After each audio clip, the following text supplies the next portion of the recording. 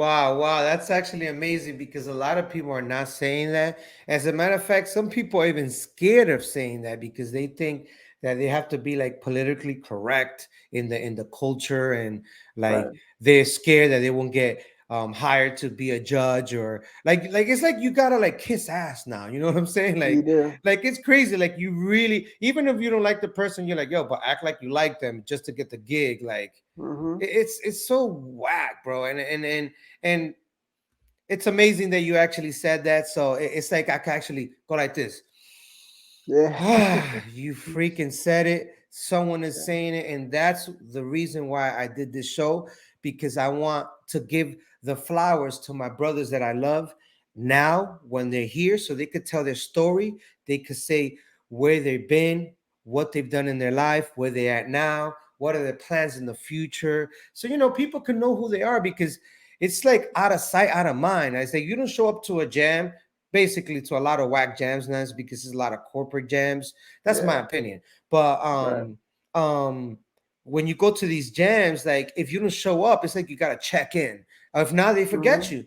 But it's crazy. We weren't like that back then, right? No. We No, weren't it like that. Like wasn't. we still always, even though whatever, we still came back to the jams, and we like it's such a different story. But starting with that, like let's go back to like the beginning. So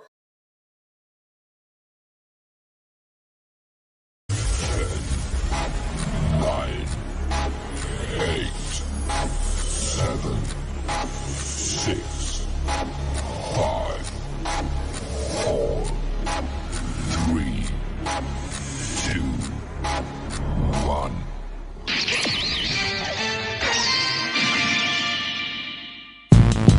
Yeah, yeah, yeah.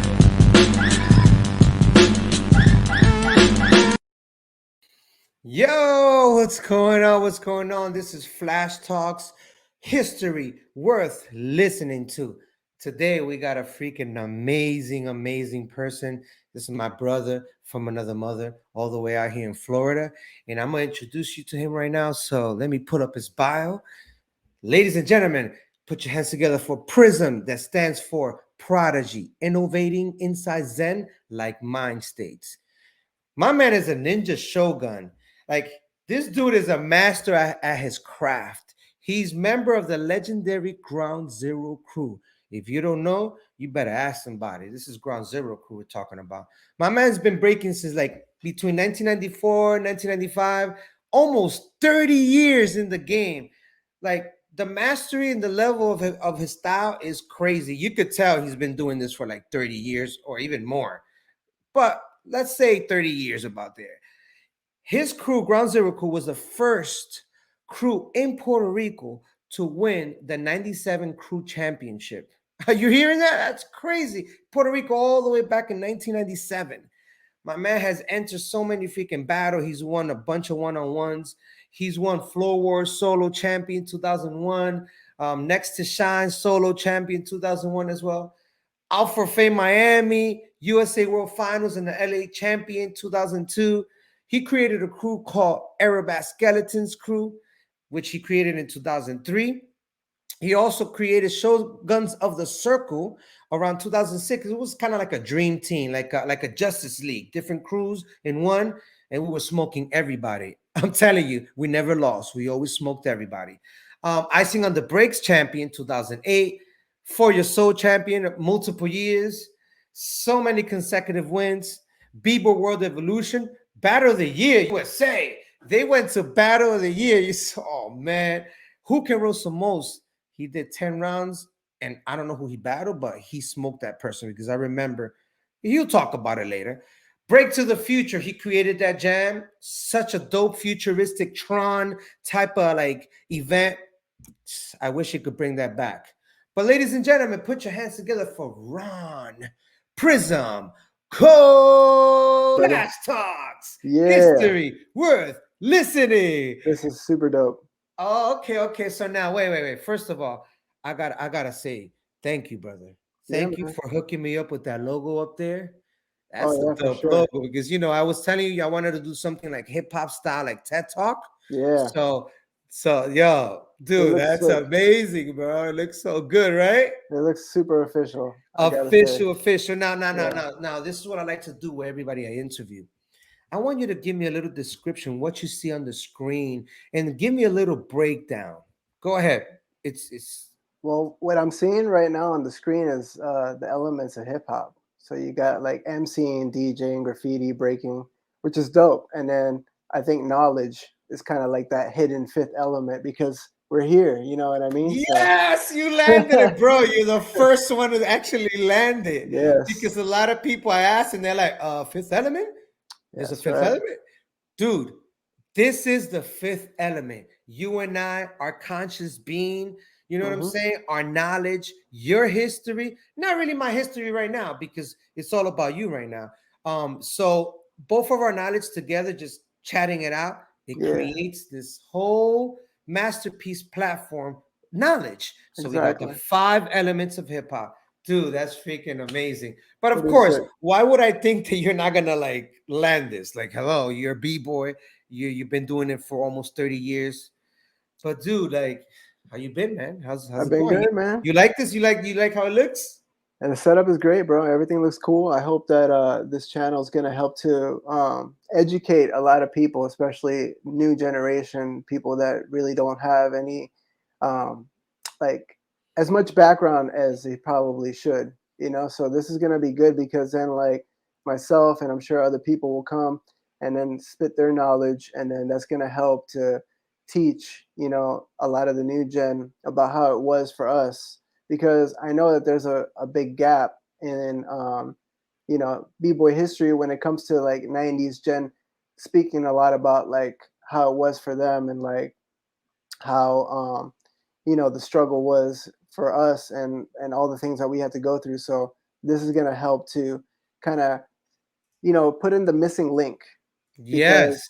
because I feel like a lot of the new gen kind of like diverted because of the fact that we kind of kept a lot of the secrets that like our old school like mentors gave us, and we didn't share it. We kind of like kept it to ourselves because we knew that with that knowledge we were able to like dominate a lot of the battles, and we would always be like schooling everybody. And I think like 90s was a big like ego style era, so that really got to us at that point. But over time as we've gotten older, I think it's important to bring some of that back because of the fact that we never really like shared it. It kind of got lost in translation. So then the new school started teaching the new school because they were kind of like, forget you guys, and like we're gonna teach ourselves. And then that's kind of like where things went south, in my opinion.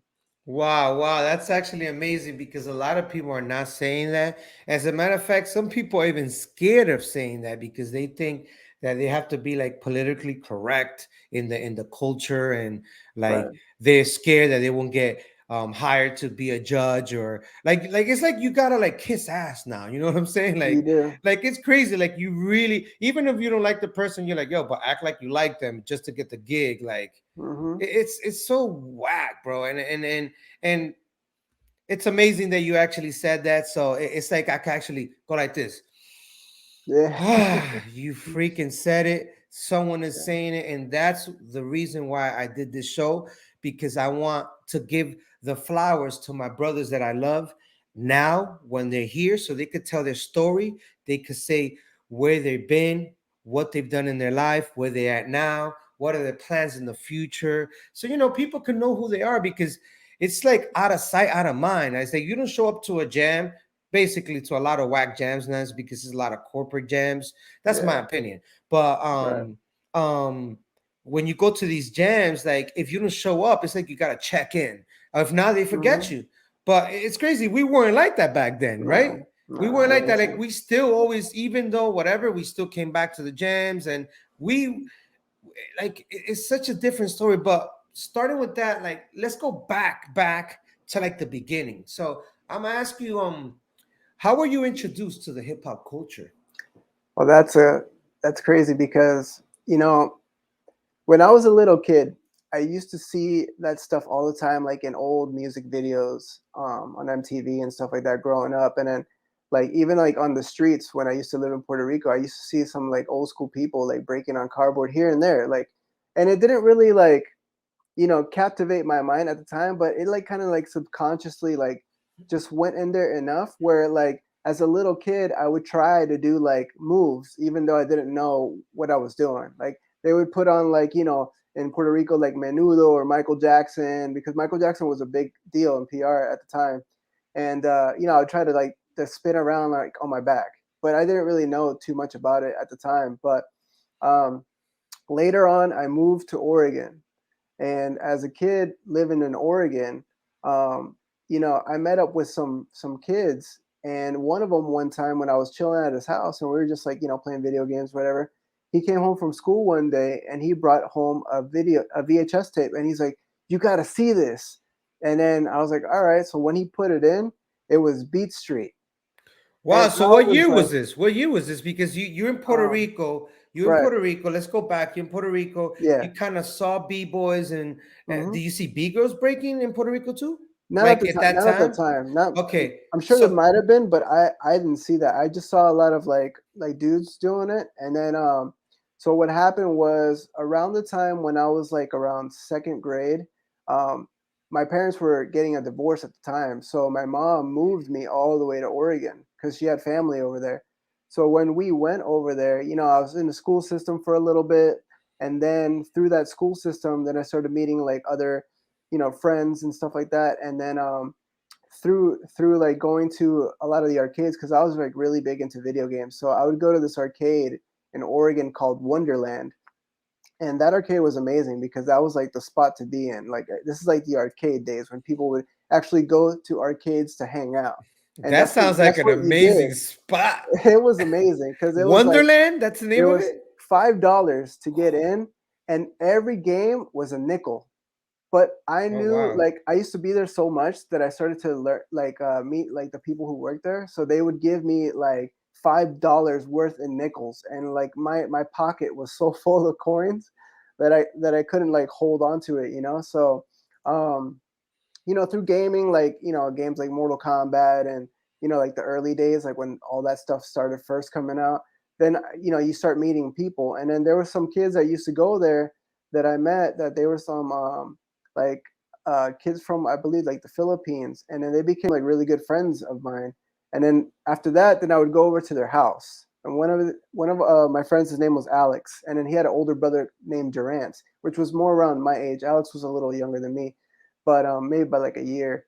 And then being in their house, like playing and all that kind of stuff, like the video games. That's when he brought home the VHS tape one time when I came over, and then he's like, "You got to see this." And as soon as we saw that video, it was straight up like, "Get all the boxes of cardboard that we have, let's tape some stuff together."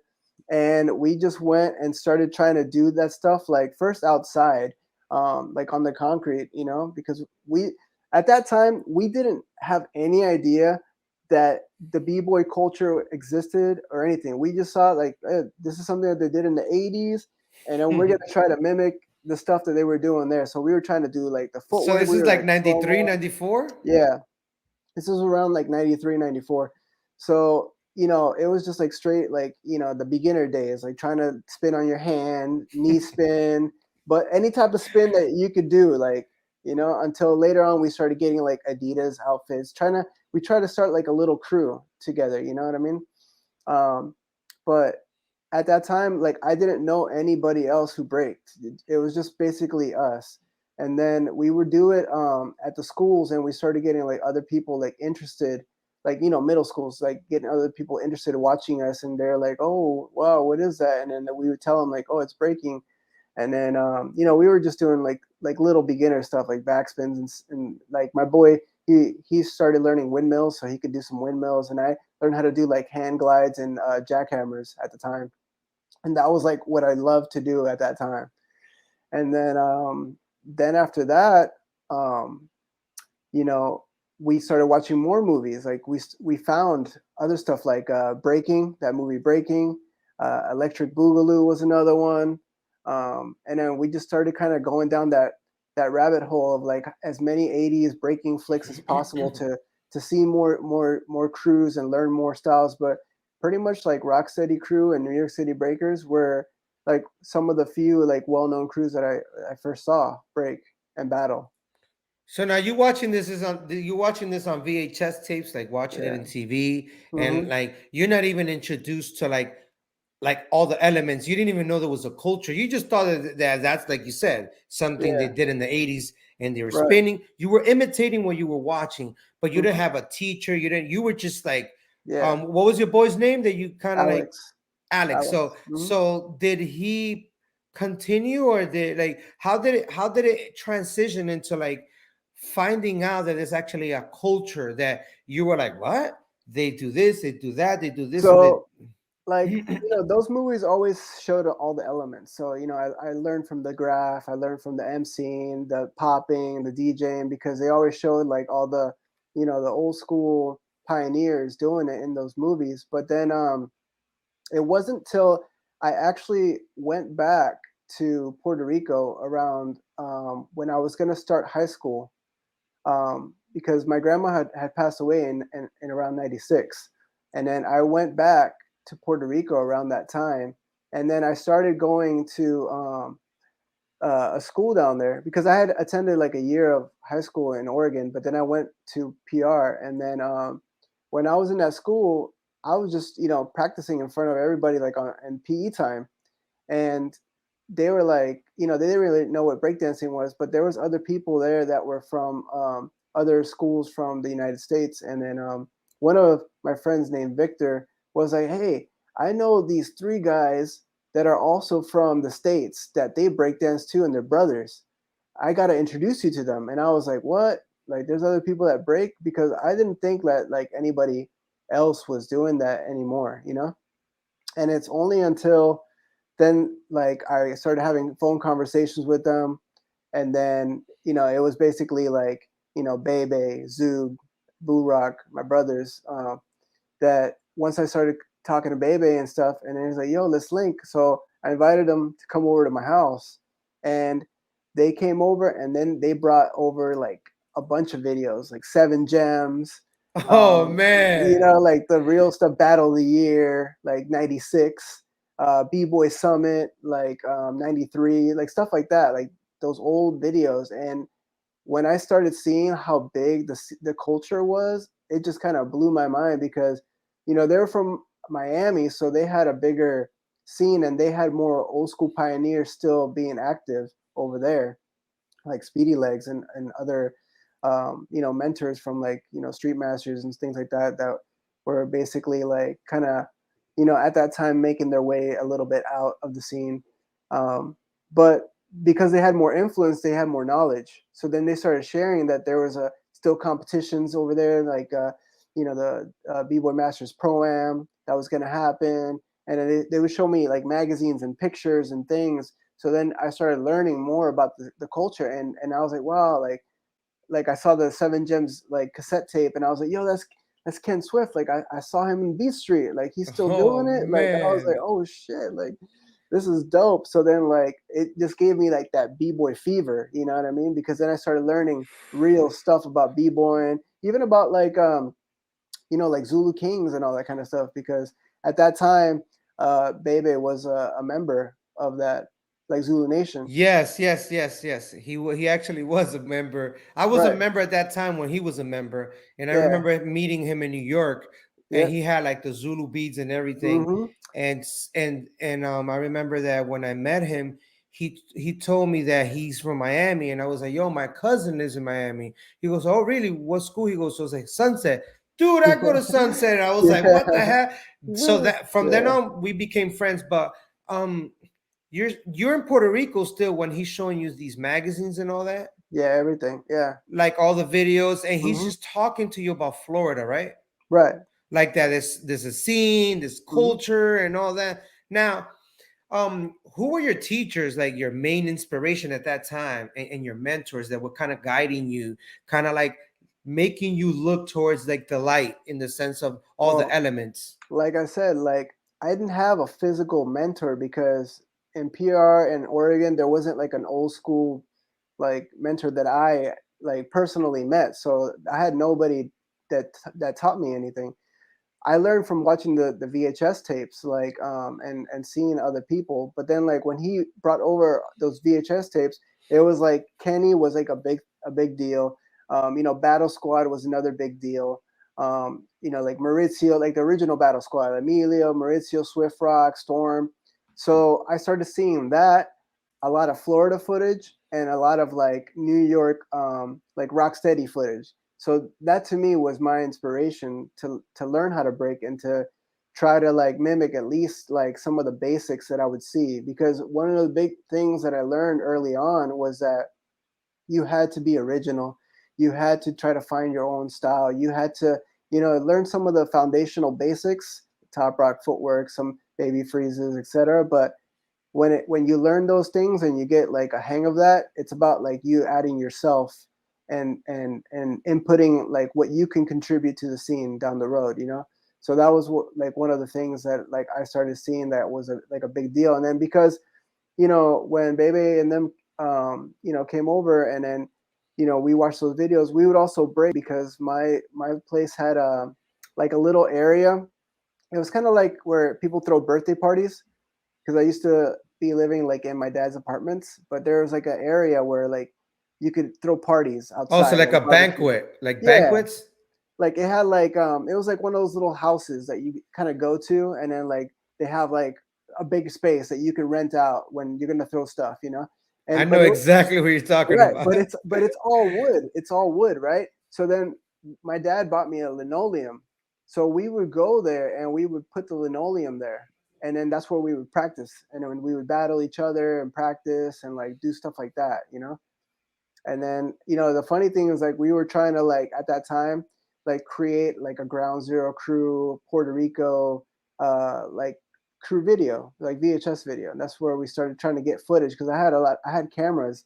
So we started recording ourselves trying to break and battle and things like that and go different places. Like we would break everywhere. I'm talking about like supermarkets, Taco Bell, outside of Taco Bell, like outside on the street, wherever we could. Cause you know, we were kids, so we didn't have like any real like official wood floor basketball courts. Like that was like one of those things that I discovered way later in breaking, like because I was so used to breaking on concrete that Hmm. all my shoes had no, like the bottoms of them were so Oh, slick because of, you know, when you break on concrete it like scrapes them yes, yes. to the point where like when I came to the States and I tried to break on wood floor, they were like it's breaking in socks basically because I had no like grip, you know. Oh, so it's like you breaking like on an ice floor. Yeah, yeah. So I had to get new Oh shoes because I man. was so used to like that outside breaking because we had like PR only has like smooth concrete like in the garages and like Hmm. or concrete, and that was it. And anywhere that you would go in PR, that's what you would get. Like even the basketball courts were concrete, like smooth concrete. Sometimes not even smooth, but you would just make it work. Or the tile floors that had like all those little squares, you know. So like anytime you try to do an icy ice, your head would be like Oh man, or if your finger gets caught in that little line and it pulls it back, you right. like, Yeah. you get stuck, your nails, like so many. Hmm. Now, were you when you're in Puerto Rico and you're doing all these things where you're already down with Ground Zero Crew, that's your fam already, right? Well, at the time we were like chilling a lot together. And then later once we started chilling and you know, I was like every day like practicing either in my room or everywhere because I was like so inspired. I was like I got to get good. I got to like get better. I got to like try to learn more now, you know? And then around that time frame, um they had met another crew in Puerto Rico that Oh, existed that I didn't okay, I know. was actually gonna ask you because Yeah, like it's only you guys, so right. that was actually the follow up question. Like, do you Yeah. run into crews? Like, go ahead. Right. So Bebe knew Stilo from Floor Rockers. And like I don't know how they met. I don't know how like that story goes, but like he just knew them. And then one time when I was because I would always go to their house to hang out and like sleep over and just hang out and break because he had like a nice room with a big linoleum. It was like a pretty big room that you could actually have like a whole crew battle in that room. That's how big it was. And you know, he had linoleum and a bunch of like pictures of like battle of the year posters and like freezes and stuff all over the walls. So then one day, like I come over, and then Floor Rockers comes over, like their whole crew, and that's when I met like you know Stilo, I met his name's Sammy, but he used to go by BS1, but I think his new b-boy name now is Smooth Rock. I met Psycho, that's another guy, Emilio, like just like the original, like even Chino, he was there. And then like that was my first time like meeting other b-boys that actually had like experience that actually had power moves, because I never really had met anybody that had like, like flares or halos or things like that at the time, until I saw them.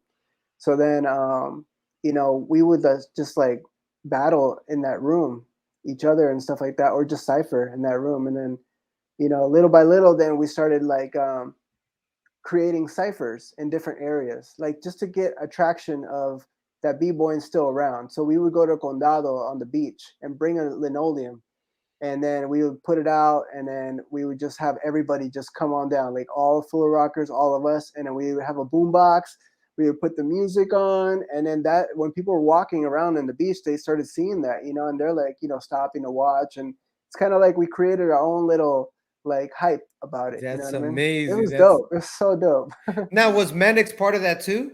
Menix came a little bit later because he was Floor Rockers. They had gotten another guy named Delete, which is actually his nephew. But Oh wow.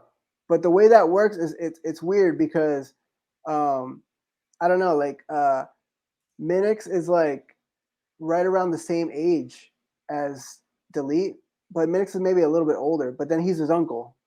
Yeah, It's kind of weird. Like that's like some Puerto Rican shit right there, right? yeah.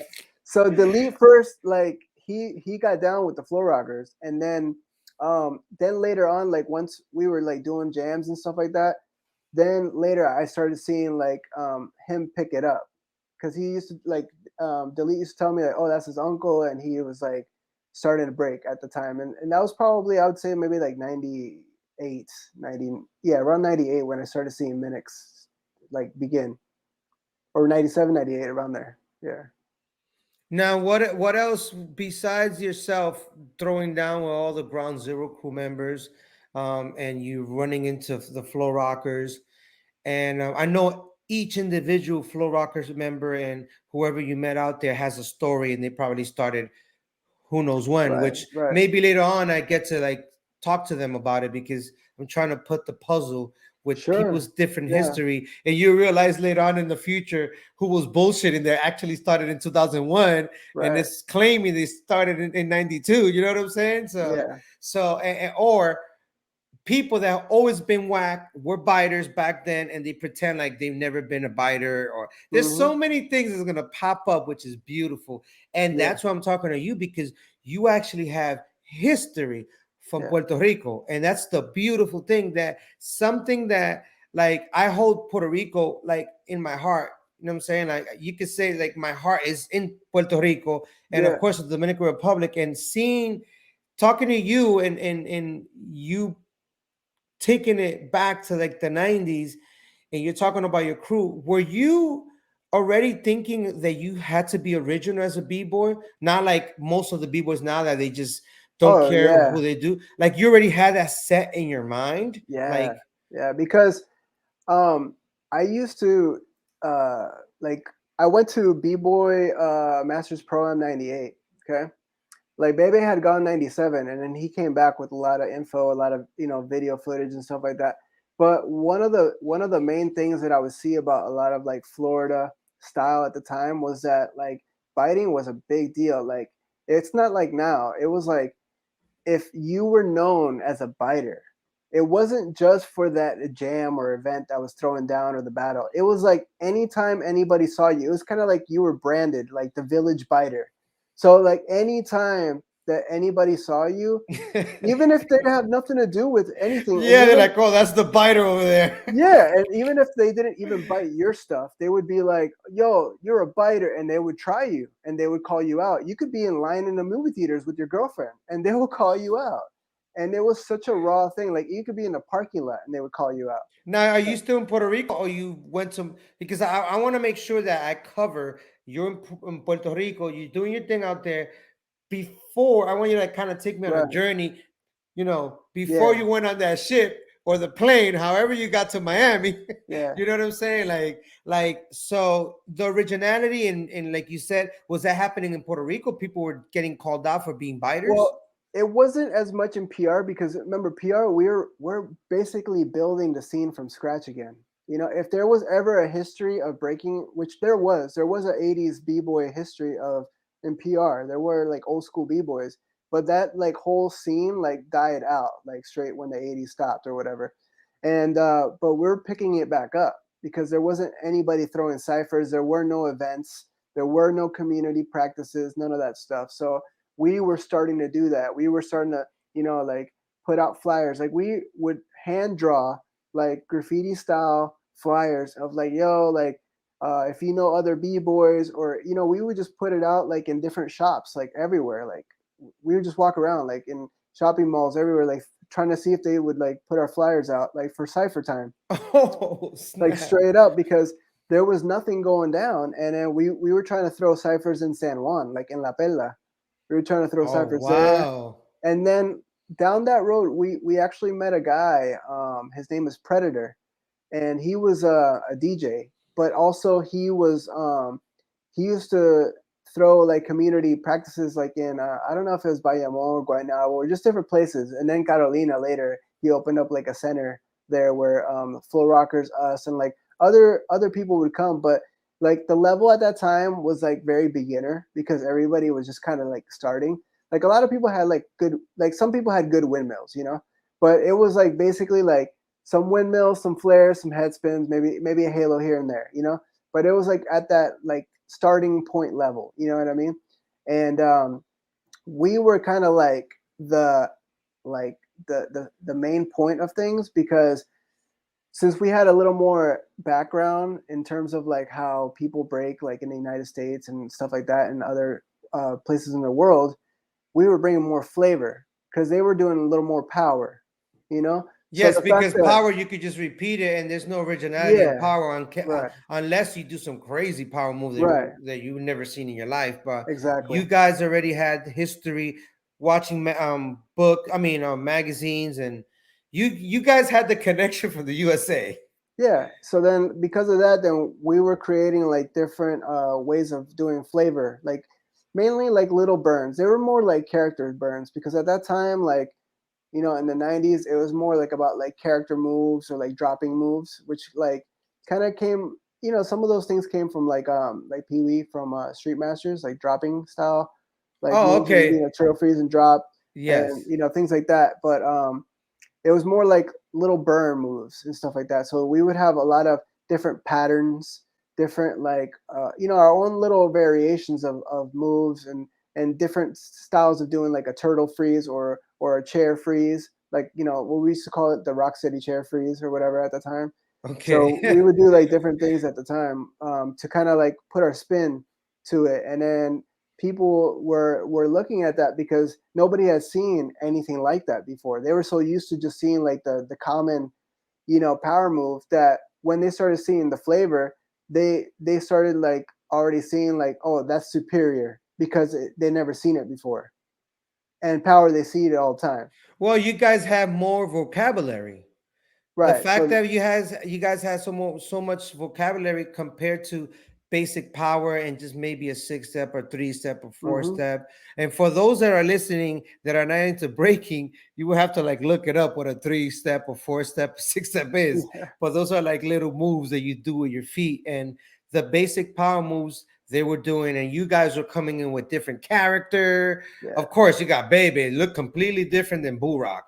Boo Rock looked completely different than Zoog. And you look completely different from all of them. So you Yeah. guys had like, I could tell because when I met Ground Zero Crew way back before I even met you, I remember they all look completely like, for me it was like they're Right. weird. Break for me it was like they're weird b-boys because I always see New York the same type of look. But Right. then Sure. when I saw Ground Zero Crew, I was like, damn man, I like how they look completely different and they don't give a shit. They just they Yeah. own it. It was like Yeah. that confidence you guys had, like it was owned. Like Mhm. you could tell that like it was embedded in you, like it was in your blood, because you guys created a certain style, which Hmm. later on I remember hearing they were talking about the Ground Zero style. They were like, "Oh yeah, man, you train with Ground Zero. I could see the style, Right. like I could tell that. Like Yeah. it's crazy." Yeah. So It's because like a lot of people in that time frame, um, they're very traditional. So a lot of the movement was very like execution, like mhm. very clean, real crisp footwork. But everything would always end up in like a baby freeze or a chair freeze, and then they would always get up. There wasn't really like an element that was very unique. So then we started like kind of developing our own way of doing what people call battle burns, but we used to call them booyahs. So Booyahs. because when when you do it and then the crowd are like booyah, like and Yeah, then yeah. they Una point like bulla. That's like a big thing there. Like una yeah. bulla. So we would always focus on doing more of the disses because we were focused on more battling than like just ciphering. Like we had a objective that we wanted to battle more and be more in competitions and like take out like top crews and things like that. That was like our drive. So we started always training together and battling every practice that we would always do. That was like our thing, and that's how we started getting real comfortable with battling because we did it every day, all the time, So every practice. you're making already a history in Puerto Rico, Hmm. battling people and smoking everyone here and there. Like you would go, were you going to clubs? Were you going to rave Everywhere. parties? What were you Yeah. doing? Like what were At you the like? time, like in '98, we would go to like hip hop clubs. They would like have like a lot of Wu Tang Clan. They would play a lot of that stuff. So we would go and like Oh, so just you in the start. boom bap, Yeah, we would just era. start ciphers because nobody was really breaking. So it was like we would just start it, and then out sometimes there would be like one guy that would come out of nowhere, like some maybe like a dark skinned guy would come out, maybe try to bust out like some windmills or something, and then like baby or us like we would battle, and then like maybe like one other guy would try to come out and do like a worm or start popping. Or a backflip out of nowhere, right? Just a Yeah, backflip. just people were like trying to like pop a lot more Hmm. and do stuff like that, and then but there wasn't really like the raves came later, which we'll get to that too. Now you still in Puerto Rico. You haven't gone to Florida yet, right? Yeah, not yet, not until '98. That's when I went to Miami for the B-Boy Masters. Okay, so now you're about how long breaking already around that time where you're talking about? Well, since like '94 to '98, Oh, around so that you already time. have 4 years now. Do you consider you were still a rookie at that I time? did. I did because like I didn't really I was like that was like my phase of like just getting to know a scene, getting to know like what it was all about, recording it, looking at it, like meeting other b-boys because I never had met anybody except for like the floor rockers, you know what I mean? So like when I started to meet more people, it was like straight up like the movie Breaking Electric Boogaloo. Like that's what that's what the B-Boy Masters Pro-Am was in '98. Like all these crews came out from like every single country that I used to watch like on the Battle of the Year tapes or the Summit tapes. And then it came alive for me because I was like, "Yo, this is crazy!" Like, and that's what Oh, so you actually, went to Miami? Like you yeah, took I went to you? the Oh, so pro-am. you took a flight to Miami, Yeah, I but took you a still flight. living in Puerto Rico? Right. Yeah, I took a flight there. Ah, okay. Yeah. So tell me about that because that sounds amazing. Like It was just going it to was pro. like that experience was when hip hop was fully alive, and I'm talking about every single element.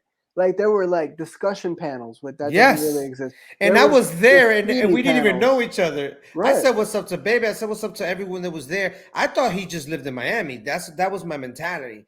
But in 98, I was there and it I was saw like, so many crews like Southside Rockers. I saw yes, Easy Rock. Everybody was there, like that I've seen in any videos. Even Ken Swift, Maurizio, like everyone. I got to even cipher like with Maurizio. I took a picture with Maurizio. Like it was dope because these are people that I only saw on VHS tape, and never in my life did I think that I would be actually breaking with them. And in my mind, I'm always thinking like, wow, if like Alex would only know what I've seen and who I've Oh met. wow. And this is Alex from Oregon that you left Right, behind, right? right, yeah, And because you he were still in stopped. contact? You were still in contact with him or not? I was in contact with him, but like it was very like once in a blue, like very once in a blue. So now it completely humbled you. You went to Miami, you see proams, you're like, oh, I'm definitely a rookie. Do you felt that way? Oh Or you yeah. felt like, nah, I can hang with everyone here. When you're a kid and you're that young, it's like you don't know any better. So you just go in because you're supposed to. So I would just go in and just do a set. I like it might have been like a decent, like I might have had some decent stuff, but it was like for sure like, in the beginner's phase. But I was just doing it because, it was pro. I came to break, I came to dance, and whatever I'm gonna learn it through the journey. You gotta start somewhere. Yes, and you consider yourself a rookie. So a question is, if you can go back to your rookie self, what will you tell yourself and why? I would just tell myself, live it up, like make the best of these memories, keep that going when you're young, like explore it, like try to find yourself more, like things like that, but um I don't know, that's probably what I would first say to myself, like, So imagine you see Prism, a young Prism that looks exactly like you. Let's say you could teleport to that time, and mhm. this is 28 years old. Prism right now is 28 years old of breaking in the culture, and you're in it already. You go teleport back to Prism in Puerto Rico in 1998 before you took the flight to Pro Am, and you're having a conversation with him like, "Yo, Prism, yo, man, I know what," but you're disguised, so he don't even know. Sure. He don't even know it's you in the Right. future. And what would you tell that dude? Like, what would you really? So that's why well you could go back well to your rookie self. What would you to be tell him? to be honest, I think it wouldn't necessarily be so much of like me telling, but more like teaching. I would just give them all my moves and combos and tell them, go smoke everybody now. You have futuristic moves now. Go do it. Like they won't even know. Like you could be the first to do all these moves, and that hasn't even happened yet. So, being that you could go back and you teach all these moves, now this guy has like it's kind of like Back to the Future. You're telling the Yeah. person Yeah. what to do to fix the future. Right. Now, you were, instead of talking to the person, well, to Prism in the past, the rookie Prism, um besides telling him something about like advice, like you said, your expression will be teaching the person like, yo, do this, do that Mhm. round, do that, meaning you really, what if you did that already and that's why you're nasty where you're at right now? Hey, What if you all went these in 98, somebody came and it's a somebody. Prism and unlocked these moves, and Right. you, because a lot of people that don't know, for those that are listening or watching, you gotta just Google Prism and like you literally type it in like Prism Ground Zero Crew, um, either on Google, YouTube, and you're gonna be just, you're gonna go through the rabbit hole of moves and I would give them an almanac. I'd be like, buy Bitcoin, buy Netflix on this day, buy oh, that. that's awesome. That's Right. awesome. You're saying that. So you basically will teach that person. Yeah. Now, you're still in Puerto Rico. You went back from Miami from Proams, and you go back. What happened after that? Before you went to Florida, were there events, jams in Puerto Rico? Well, we were throwing them, and then as things started progressing a little bit, then some jams were starting to come out. Like I know this other crew called Time Machine Squad in Puerto Rico. Now they were a little more old school, but they didn't really break as much. They were more like poppers, but I could tell like that they were probably a little bit like before we got there. Like so, but they were already done pretty much with that. They were just more like organizing events at the time. So That's they. crazy. Alex Kidynamo, which he passed away in 2018, he used to go to Puerto Rico, and he brought locking to Puerto Rico Mhm. in the late 70s, like late 70s, early 80s, and he will. I remember talking to him, and he told me like Time Machine Squad, and they were like Right. martial artists, and they will only lock and pop, and they just do the robot and just like Yeah. punk. They will punk dance. Like that's what he was telling Sure. me. Like it wasn't really like there was like only one martial art guy that he did like windmills, and he Mhm. did Yeah. That's it. And maybe you know who he is. I don't know, Yeah, but I don't remember his name, but I know exactly what you're talking about because they did have a guy that he used to do like try to do munch mills or windmills and things like that, you know. But there wasn't like there the other guys were a little more like heavy set, so they would pop. yes, yes, yes. Which I've seen some of the footage because I was looking Yeah, for I literally typed Ron Prism Co. yeah, Puerto Rico events just to hmm see if something comes up. And it's crazy. Time Machine Squad popped up. I'm like, I know what they did. They put the hashtag on the Ground yeah, Zero crew, something that came down, or maybe whoever posted the video, they because I know, and you know the way it works. You put the hashtags and say if you want people to look at Puerto Rico, you're gonna put yeah, Floor Rockers, Ground Zero Crew, Bboy, Prism, Stilo. You're gonna write all these names that are catchy, that Po One, stuff like yeah. that. Like and so now you're in Puerto Rico, and this is after Miami. You came back. You're hmm humbled as hell because you've seen Oh yeah, the Pandora box opened for you. exactly. It did. It did. Especially seeing like Maurizio break in front of me, The like next one. yeah, seeing like the pioneers throw down, you know, that really opened a big window in my head. You know, I started seeing like also like you know the Miami styles of like you know like breaking and stuff like that too. And when I came back to PR, you know, it was basically like just all of us were breaking for a little bit, but then like Bebe, Exub, and Boo, they were gonna move back Hmm. to Miami.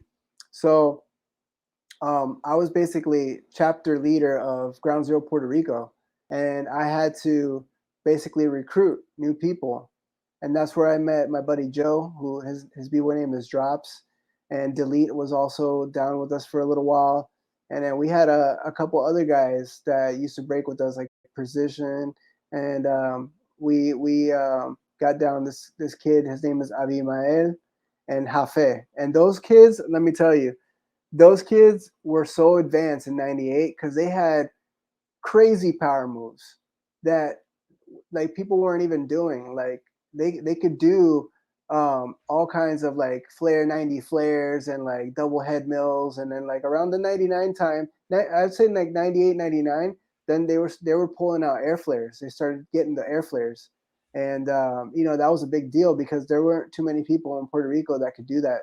Only maybe like I would say like three people, which was Hafe, Abimael, and then Nestor from Floor Rockers. He also air flared. He was like their power move guy. Now they're power move dudes that you've seen the moves that they were doing at that time. You've already seen it, of course, in Pro-Am hmm that you just attended.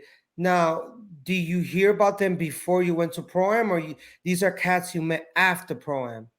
This was after. It was just like people that I knew would know other people that they knew from like the hoods, you know, like Guaynabo or Bayamon or different areas. Like so we would like they would set it up. So like there was a time where we needed a recruit, and then we went like I think it was in Guaynabo maybe, like real deep into like the neighborhoods, like the hood neighborhoods. And they were like they had like a little commercial center there where they would also do like birthday parties and stuff. And then we met like Abimael and his crew, and we basically like recruited all pretty much all of them. There was like maybe like four or five of them, and they all had like pretty decent, and some of them had advanced power moves, you know, like flare, windmill, swipe 90, all that kind of stuff. So we started to hang out with them more. Damn. So now, do you? When do you go to Miami? Like, when do you go to Florida? I mean, So 99 I also went back with some of the guys. Like in 99 we went to B-Boy Masters Pro 99. And yes, and I was there super too. dope. That That was was, super dope yeah, that because was a dope we one. brought Drops and Precision and some other people. Right. 99 was the like I would say like the prime time for a lot of people because in 99 like everything just elevated. Cuz I remember like that's when raves started happening in PR. Hmm. That's when like Prodigy, Chemical Brothers, Crystal Method, you were like hearing that more in the clubs. There was more rave, like b-boy battles inside raves. there was like all those elements, like from electronic music. You know, the Matrix had just came out in 1999 as well. Um, you know, so like the level dramatically improved, and I mean like everybody kind of like elevated. And then when we went to Pro Am '99, we saw like Boogie Brats, and for the first time in person, you know, and we saw like Migas when he was in his prime came out, and like my buddy Drops, he ciphered with them, and then we would cipher like with like Ruin and Frankie Flav, like in parking lots. Like it was just like just parking lot little ciphers, even like Nightcrawler and Indelible, some other like Miami guys from down there. We even battled like Heps Lego, Tells and them like at this All Star Cafe place on South Beach, because we were staying in South Beach. We were staying in a hotel there. Which funny thing, Ken Swift was staying like I think even if not in that hotel, the one next to it, but he was in our hotel getting ice from the ice machine, and we ran into him. And then I started talking to him because he remembered me from like you know when I was young or whatever. So we had a good conversation there. And then just every day for that pro-am was like straight up like Electric Boogaloo City. Like everybody everywhere, every corner that you go to in South Beach, somebody's breaking in front of like a hotel on the street, on South Beach on the concrete, like every corner. Like, and there was mad Amazing. crews. Like the French would come, you Yep. know, like all other people from all over the world. It was like super packed, you know. It was It was amazing. very Now, competitive. I'm gonna bring you down to memory lane because I actually want to put up some footage Okay. from Pro Am, which is 1999 right there, brother. Look at that. Oh shit. Oh yeah. That Miami Beach, like I think that's the high school that we. That's where there's not in that particular place, but there's another place within that area that they had the stage where you saw the '97 like Ken Swift sliding and stuff. Oh, Like look at it was Forrest, there. dude. Damn, Yeah, yo, it's crazy. That's when I went with him on the flight. Like, yeah. that's who I went with out there. Hmm. That's so trippy, dude. I don't know why the cameraman editor is doing that to make the video look. That's how you know it wasn't a b-boy that edited this. It was like a corporate white person that doesn't know about hip hop culture, I and mean they that's start putting effects in it. yeah. That's when I met Easy Rock too. He was actually at the All Star Cafe too when we were there ciphering. Look at that. Yo, this is the Hespin competition. I remember that. That's crazy. So much footage, right, from back in the day. Look at that. Oh, who's that? That's Beta. Look at that. And she was down Yeah, with your crew, with Ground Zero crew too, right? yeah, yeah. Amazing, amazing. But I just wanted to give them a little snippet, because So I know good. we'll get hype here, bro. We'll be here We'll be there forever. forever. For you already know, man, when it comes to footage and stuff. Now, so now you're in my. I mean, you went back to in '99 to Miami to the pro-ams again. Hmm. Now you go Yeah. back to Puerto Rico, and then when you ended up moving to Florida. Um, I went. Well, I left in 2000. First, Okay. yeah. First, I went to Oregon because we had to sell our house there. But then the funny thing is, when I went back to Oregon, and then I kind of made contact with some of like my old friends that used to live there. Then it kind of like rabbit holed again to meeting some other people who I met a crew called IRS crew, and one of them and one of them was Joe Stolte, who he's the one that throws Massive Monkey Day now. Oh, wow. And I didn't know that at the time because the funny thing is that we've learned later it was that I went to high school with his older brother Ryan Stolte. So that's how like kind of like the whole thing went down, right? And then he at that time was really cool with Massive Monkeys. So he was like kind of like when I came back since I didn't really know anybody, he was like, "Yo, come with me to Seattle. Let's go. We'll go train with Massive Monkeys. We'll go to some jams up there." And I was like, "All right, well, let's go." And you know, I still was like fresh from like my PR days, you know, like from like the way I used to break down there and all that kind of stuff. So like, you know, my shoes were not used to the wood floors because Seattle had a lot of like basketball court floors. So I had to like go buy myself some like shoes like to be able to break on those floors because my shoes would slide a lot, you know. Oh, and you needed like the grippy sneakers that Yeah, had I like needed those the little, bottom to the to bottom grip. that has those little. So you had. Oh, so is that when you transitioned to cross trainers, like to that type of running Well, sneakers?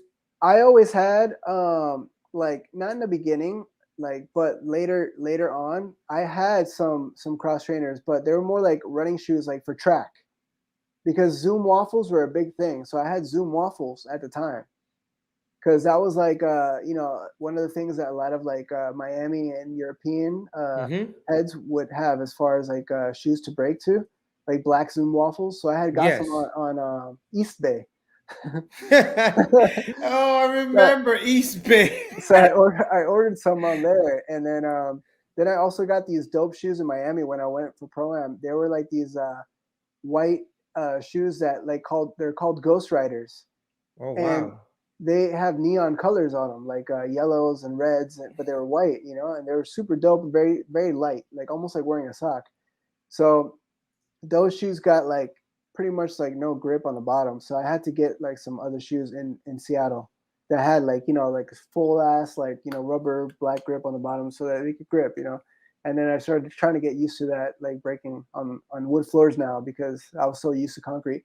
And funny, like when I first came to Oregon, like I started ciphering on the concrete. Like they took me to Portland, downtown Portland, to meet some other b-boys, and I was like, "Yo, let's just get down." And then we just started getting down on the concrete.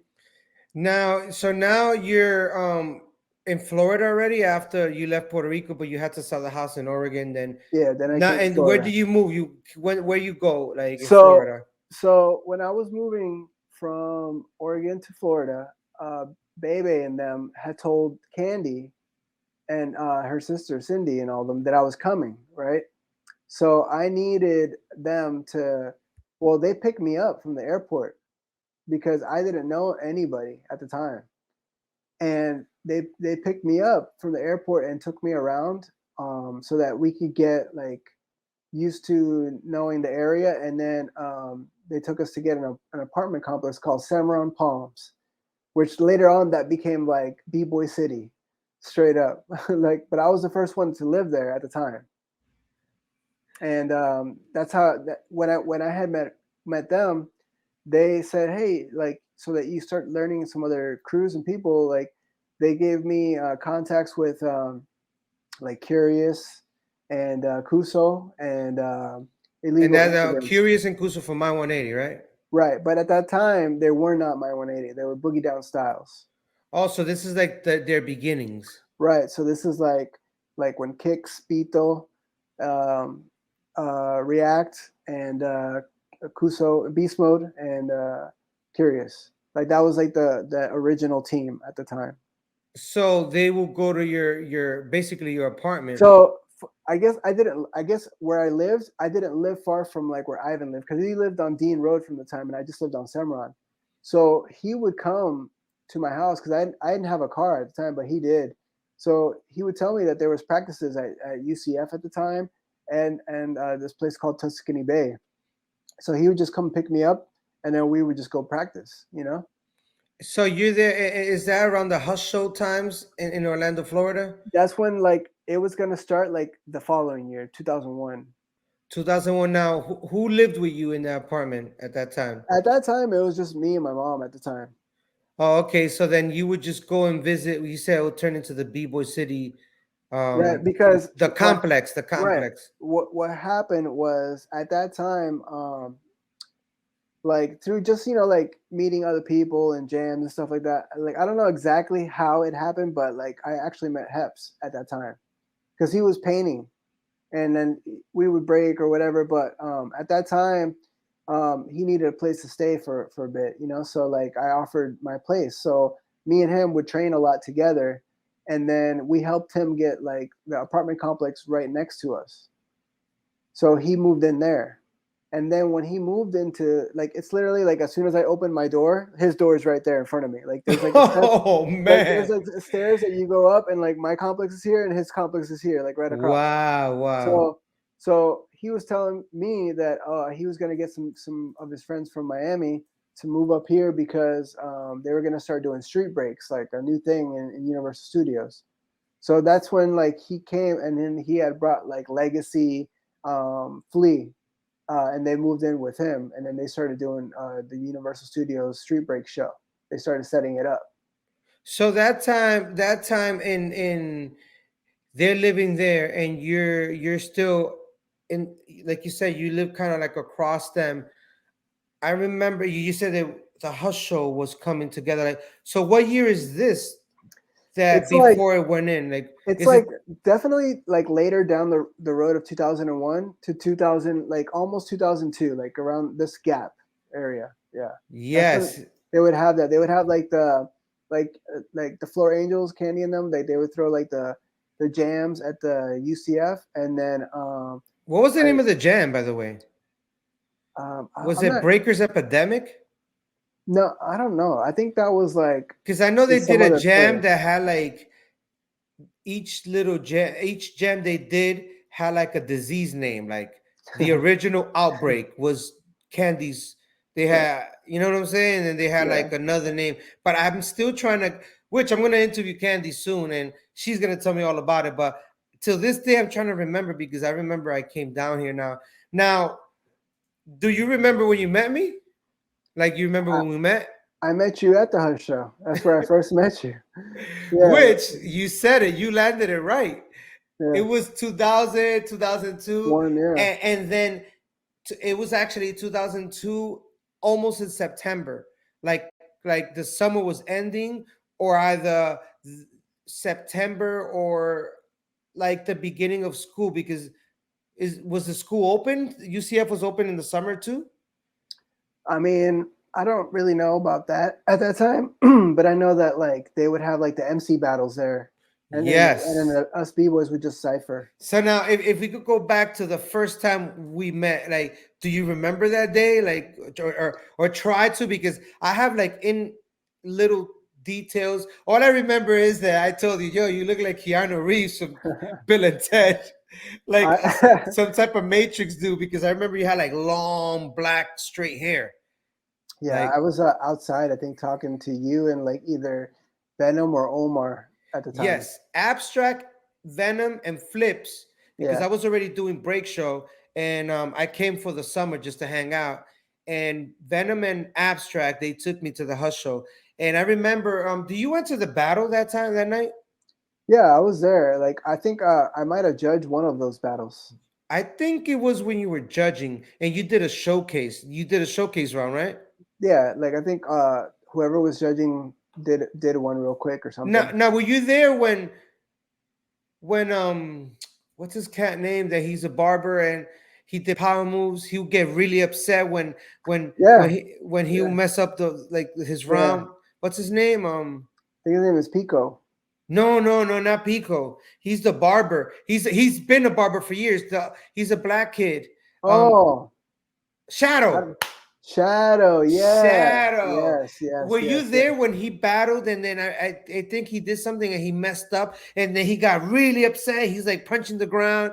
Like, that was my first time there, and I was like, I'm gonna assume you're there because that's where I met you. Yeah, there was a And lot of like little crews that Kicks were was there coming. too because he Hmm. had the word kicks in the side. Yeah. And then I remember that I went up to him and I said, yo, where you from? And because I heard him talking Spanish, and he's like, Puerto Rico. And I was like, oh, you know Mannix? And then immediately, you already know Kicks is going to tell me the Hmm. world immediately.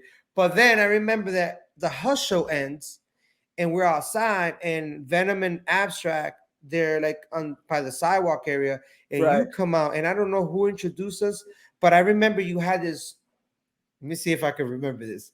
You had a whip, like a spinning jacket that had kind of like white, like a white square, was like blue, and it was like, I had an Adidas jogger jacket, and it had red and royal yeah, blue and white yes.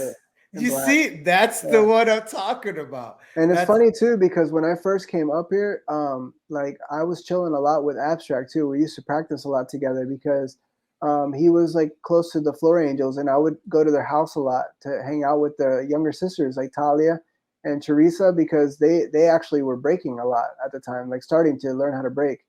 And so I would practice with them a lot. And Abstract came, and then we would go to like Fat and Jazzy's when it was the social, and then we would practice sometimes like either at UCF or like this little like racquetball court spot where like the illegal immigrants used to know where to go. And that's around what time? What year? Like 2000, well, it was like same like 2001, 2002, like that time 2002. Yeah, frame. Yeah, because that's when like breaking a lot of stuff happened that those 2 years. yeah, Honestly, yeah. like It a was lot like of stuff yeah, happened. because I came out here for the summer just to hang out. Then I came in 2003 again to hang out, and I Mhm. saw you. We trained a bunch of times at racquetball courts, but I wasn't living here yet. Right. Then I ended up moving out here in 2004 to Florida, and well, we've been brothers since then. As soon as Yeah. we met, it was like You know, official. that was the year 2001 was actually the year that when I first moved out here, I knew that since like the older people knew me, but a lot of the people that were current didn't know me. Like I knew I had to make a name for myself. So that was actually the year that I won 3 solo jams back to back that year. Okay, okay. Now, moving on, the fact that you're living in Florida and you're doing your thing, and people, I'm gonna assume everyone knew who you were, right? Yeah, well, like eventually, yeah, for sure. Like Yeah. some people knew Ground Zero, some people had seen like old footage from PR, and they knew that I was living there or whatever. And then like the other people would see it like from the jams that I would enter. Now, would they identify you that you're from Puerto Rico? They would identify you that you're from Miami because Ground Zero crew's from Miami, A lot of people or would see it as Miami.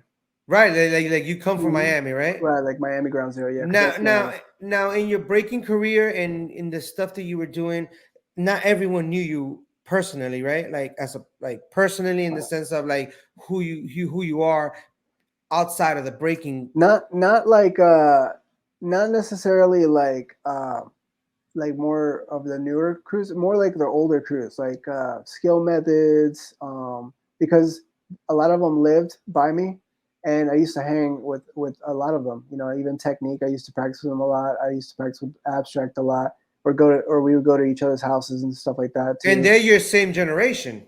Right, exactly. But since like we always had like different styles, different like mentalities, but at the same time, since we're all there, we would just practice and chill and whatever. Now, what is something people seem to misunderstand about you? I mean, I think not just myself, but I think like as a crew in general, like a lot of people, if you ask anybody from our generation, they probably might see us like as like the villains, like the bad guys of breaking, because we were very aggressive. We would like be very confrontational in terms of like when we would diss you, would get in your face, or maybe like pull down your beanie, or like take your beanie off, throw it on the ground, or give the dick gesture move in your face, or like Hmm. and maybe sometimes might pan certain people or whatever. But but it was like a very that era was very confrontational, and because of the fact that we were so used to battling each other all the time, that when we would be in battles and competitions, it's like a comfort zone because that's what we practice doing all the time, sparring each other. So in battles, it was even easier. So then when we would go, it didn't really matter as much like what people would think of us. And in our minds, we're not thinking much of it because we're not seeing the perspective of other people. But I know for sure there's a lot of people, not just in Florida, but like other states that probably thought we were like assholes, or like, like I hate those guys, or like, you know what I mean? But in reality, if you talk to us, we're cool people. It's just kind of like, like the WWF, like when they come out and they act like the bad guys and talk all their smack or whatever. It's kind of like that type of show. So when we come to that, it's like that's our performance, that's our character. It's like aggressive, like we're gonna Definitely, smoke because you.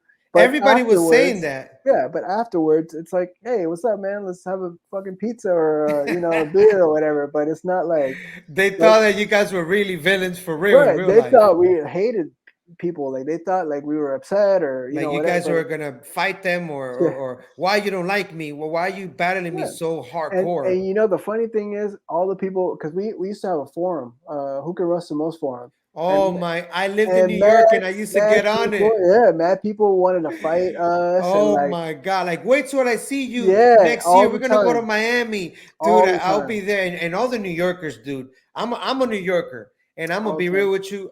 Like, everyone in New York could vouch for this. I was always cool with everyone, and they already knew I had a little history in Florida because I used to come out here a lot. Then I would chill with y'all, chill with Baby, and then when Baby went to New York and smoked everybody for Rocksteady anniversary, I was hanging out with Baby, and then he went to another jam that same weekend and freaking smoked everyone there too.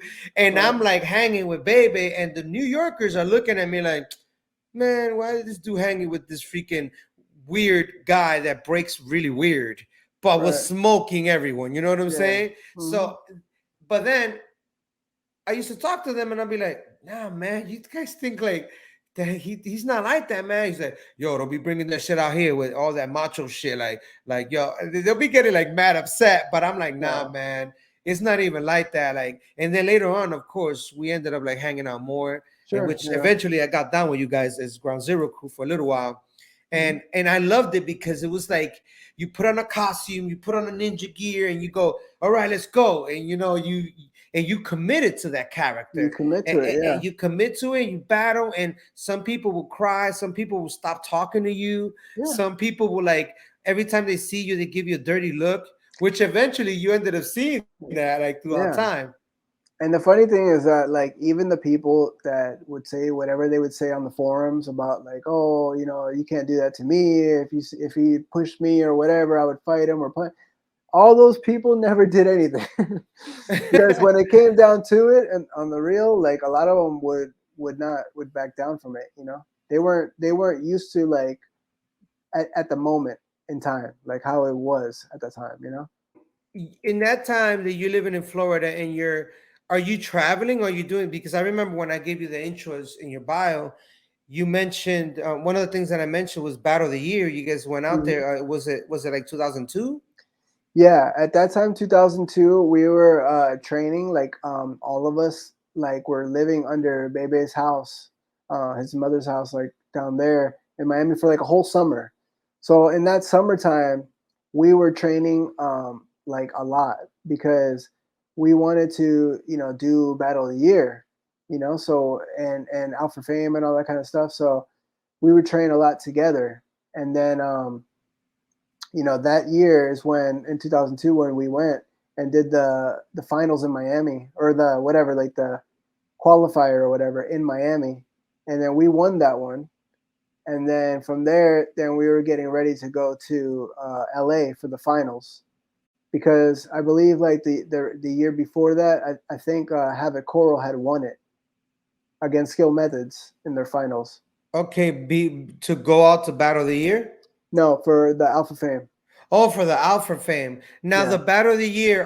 Besides the Battle of the Year, you're traveling now. Were you guys like battling everyone? And because I Well, remember in New York, everyone was talking about Ground Zero Crew. Well, And the thing was like, since we were training a lot together, and those two jams were like, together, like we were practicing so much, and like not only like practicing like together, but like routines, battling, battle routines, all that kind of stuff. So we had a lot of material when we were there, and so we went and did Battle of the Year, and then I think that was first, maybe. And then when we came back, then we went and did Out for Fame. I think that's how it went, maybe. now you see yourself in breaking in Florida and just battling everyone. And were you always remaining yourself with the same crew, or you still kept it cool with other crews? Was it very territorial when it came to crew battling and practices, or was it more like a community type of thing the way it's now, that it's like, hey, kumbaya, everybody love each other I and think I there's no think territory like before? it was a little more like cliquish at the time, but not like uh, not as like broad, like like being cliquish with a ton of people. It was like only like maybe a certain crew, like maybe one crew or something like that, and that was about it. But because like at that time, like Skill Methods, My 180, like were like the closest that we lived to. That's kind of like who we kind of like stuck to, you know what I mean? Hmm. And then like any other crews, Like we would see them here and there, like if like they had like a hush show or whatever. But in terms of like our actual practices, it was more like just us, like in like a racquetball court or something like that, you know? And you were into, I'm gonna assume you were into like the dope hip hop music and breaks and electro breaks, and Oh you yeah, were into a always. lot of type of music. Not only that, you were very involved in the hip hop culture. Like you never Hmm. really like kind of like you fell in love with it so much that that was like your world, right? Every day, like practice like every single day. Now, what will be an advice you would give someone wanting to get into the hip hop culture? Well, I would say like I know that you're gonna see a lot of stuff, especially now. There's so much of it, like all over the internet. There's so much of it, like you know, in like workshops and competitions, and maybe even in your own community. But you're gonna want to dive in right away because you're gonna see it and you're gonna be like overwhelmed, and you want to learn all these moves, and you're gonna ask whoever. It doesn't even matter who. But what I would suggest is that you find out wherever you are living, city or whatever, who are like the mentors or the people that kind of like brought it there, if they're still around, or like who are like the people that have been around for years, because you want to get good guidance. You want to make sure that you get like kind of like a history breakdown of your city or where you're at, so that you know like whatever style originated there or what pioneer was living there, and then they can kind of explain to you like the right way to maybe like start to learn foundational moves. Because if you go and you're so hype, you talk to somebody that's maybe new and doesn't know anything, they're just going to teach you what they maybe saw in a workshop or on a YouTube video or on a Red Bull competition or something like that, and it might not be like where you want to start, because they're probably going to teach you something that's a bite. You know, they're probably going to teach you something that's trendy, because that's usually, what new people would probably do. And even if I was a new person, I'd probably do the same thing. You know what I mean? So you want to make sure that you figure out the source to anything, like that you're going to begin, whether it's a martial art, whether it's a sport, whether it's whatever. Like educate yourself like first with knowledge before you transcend it into the physical. That's what I would say. Now, do you see it as the same way as a rookie Arthur is about to like write a book, and then you know that in order for you to write a book, it has to be original because you can't, you got to copyright the book and look and research that whatever book or whatever you're writing wasn't already written, so then Yeah. it won't be plagiarism. Yeah. So do you consider it the same way? Like, do your research and finding, let's say an author like Napoleon Hill, if he's talking about like Think and Grow Rich, one of the books of like Right. self-improvement, like, Hmm. and you're trying to write a book like his book, Right. it's the same way in breaking. You will have to find the creators, the pioneers, dudes that were in that town, like you said, or that country that still did it, and then get involved and start asking questions to find out Hmm. the original way of doing it and the proper way of doing it. Right. And but don't you feel that there's cats that been doing it a long time in that time, and they still teach like either their moves, or they don't even tell their students or whoever's learning from them it's a bite, so they just give them props. Let's say they do one of your moves, Sure. and like, that happens a lot. Do you feel that giving them advice, how can they really find out what's the real truth, the You true see, pioneer? that's why picking your teacher is important, because there's going to be people that are passionate like myself, like very passionate. One of the most important things that I learned when I first started in my journey in breaking was this is an art form of self expression. And like, rewind it again, it's an art form of self expression. And that means that it's got to come from you. Like, who are you? You as a person are different than anybody else in the world. So why are you going to try to break like somebody else and not yourself? You know what I mean? Like, you want to find what makes you unique. And that's where the journey begins in breaking, because it's always a constant lifelong journey of finding yourself, like self-expression, which is dope because it's very meditative. And I relate it to martial arts too. It's like when you unlock a new power, or you unlock a new, like, way of defense or attack. Same Mm-hmm. thing like with b-boying. It's like you need to um, learn about yourself, because your body type does not move the same way as everybody's body. So you have to see what is your weaknesses, what are your strengths. And one really good thing that helps with that is, once you find somebody that can explain to you, or teach you like the basic foundation, is taking that and training it on your own, by yourself, with no outside influence, because then you don't have to worry about who's watching you, or if you're messing up, or if you're not doing anything right. And then this allows you time to see how your body works and how your mind works. And this is something that it's like a years thing that happens with the years of experience. But like, you're gonna make a mind and physical connection eventually, and then that way your style is going to develop mentally, and you'll be able to do it physically, because it will match what your body wants to do. A lot of people, when they start out, and I see this all the time, you get all these crazy ideas, and I used to do too. Like, I want to do a 360 like this, and then go up to my head, and then you try it, and you like bust your ass, or like it fails completely right away. And that's because, like, you're not at the phase that you're thinking about your body type. You're just thinking about a crazy move because it would be amazing to do. Yeah, you didn't And- look at the foundation, like right. step by step. Exactly. There's like you need to learn how to crawl. There, you're Yeah. gonna fall a Yeah. bunch of times, and you're gonna walk a little bit. You're gonna Right. fall a couple of times. Now you're running, and you still fall. Now you're Yeah. jumping, and you hmm still fall. Now you're doing crazy things, and now you're like an expert at what you're You got doing. you got to see what building blocks you have to work with that you already know and carry. If you don't have them, you can't think like outside of that box yet. You have to make sure that you master knowing how they fit together like a puzzle.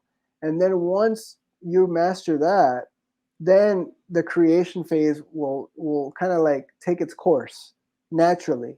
You'll start kind of dreaming about it. Then you'll start to perform it, and then you start to unlock things. And then that's where you start to build a style. Because Yes. a lot of people now think like, oh, my flow, this is my flow, that. But the thing about it is that people think that flowing is a style. But in reality, when you master your moves, they will flow. That's the difference. So master first your movement, how your body positions itself. And I guarantee that over the years of doing it, it's going to flow together. You'll be able to piece any move or any set or anything together that you're able to do. It's just going to take you having that time to really think about it. And also it helps to, like, record yourself, analyze yourself. And I used to do that. I used to record myself and just at night be watching like footage of myself in slow motion to see like what am I doing wrong, or if I'm doing something good, or what does it look like. Because then when I go to sleep, then my mind keeps working. Like, my mind would always like keep breaking when my body couldn't. Because, like, you're young, so you're not really thinking like at that time of like responsibilities and like paying like bills or things like that. So in my mind, I was just like, I got to get dope at breaking because I want to battle all these people and I want to win all these competitions. And that's the mindset you have, like, when you're But in you school. always kept in mind to be original, right? That was a big important thing to me. Yeah, that was like a very Now, was high it a big regarded thing. important thing to you, or everyone was I basically? think I think in that era of like because I did grow up with a lot of Miami influence because I was always traveling back and forth in Miami and being around a lot of Miami crews. That was, I think, for that time frame, like original '90s, important to me as well as those crews as well. Because that was like seen as a crime if you were a biter. Because I used to see it firsthand. I would actually be with a group of people, and I would see when whatever biter guy would walk around and how they would attack him, like on the dance floor, or call him out, like on the And spot. sometimes they'll get beat up. And sometimes it would lead into a fight. Sometimes Yeah, it because would be very they keep telling you confrontational. better stop doing my move. Right. Bro, It you was so better stop doing my move. Every time I see you do my move, stop doing my move, and you get upset and things so happen. so as a kid, when you're growing up into this like dance form, it was very street. It was very like street oriented, and so it's not like the ciphers now that are very relaxed. Everybody's all friendly, giving whatever. It was like a bunch of like street Say it, dudes. Prism, say It was it. gangster because you come out and you know that you don't want to like either try somebody that you don't know very well or like do somebody else's move, because you know that as soon as you are done and stand up, somebody's going to be right behind you calling you out on the spot, and you're going to have to battle. You turn around, there's a big cock like this. You're like, Yeah, what? exactly. Biter! Oh man! And So now it was no easy props, dude. Like you had to work for your props and you had to earn your respect. And even you like said it. No easy props. exactly, and even like like in that time frame, a lot of people it was like in terms of like hip hop culture, you would get your name on a buckle and wear those silver buckles, like because it was like b-boy, like hip hop, whatever. Like you would have like your b-boy name on a belt buckle, and then but you would only earn that right to have it, kind of like a black belt, like with Yes. breaking, only when you've battled and like beat people or Now won. you run into a club in a club and you run into a dude with the name buckle and it says Prism. What will happen? Well, then you battle for the name, dog. You battle right there and there. Like I've seen it. Like I've seen like people take their shirt off or take their shoes off and had to hand you over the shoes or the shirt if they had the same thing going on and you lost. I forgot whether they used to have a jam that they will battle and There then was a jam somewhere like that. I don't where remember was it where. that if you lose you gotta leave in underwears or something like that or in boxers, like you gotta hand everything and you gotta leave, like what? I don't remember, but There was a few. I'm sure there was probably a few, man, but where I know was it was that? like shoes. Shoes was definitely a thing. But now Prism, in the current state of hip hop culture, what is something you would like to change? Man, if I This is could a change good one, it. right? So I'm gonna give you time, express yourself, and I really want you to leave this.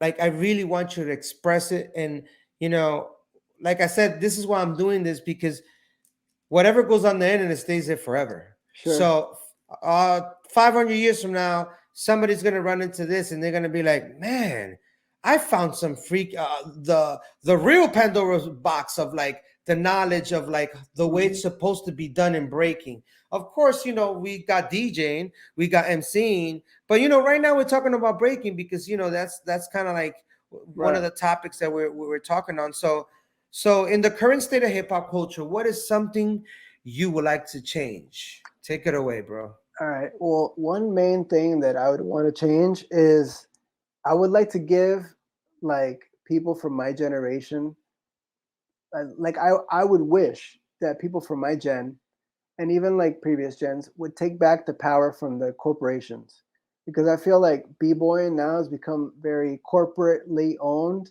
and a lot of like the sideline dudes that never really did anything like took over like the events and the judging and the like just made it whack, like super whack, because it's super commercialized now. Like everybody, it's like a free for all basically.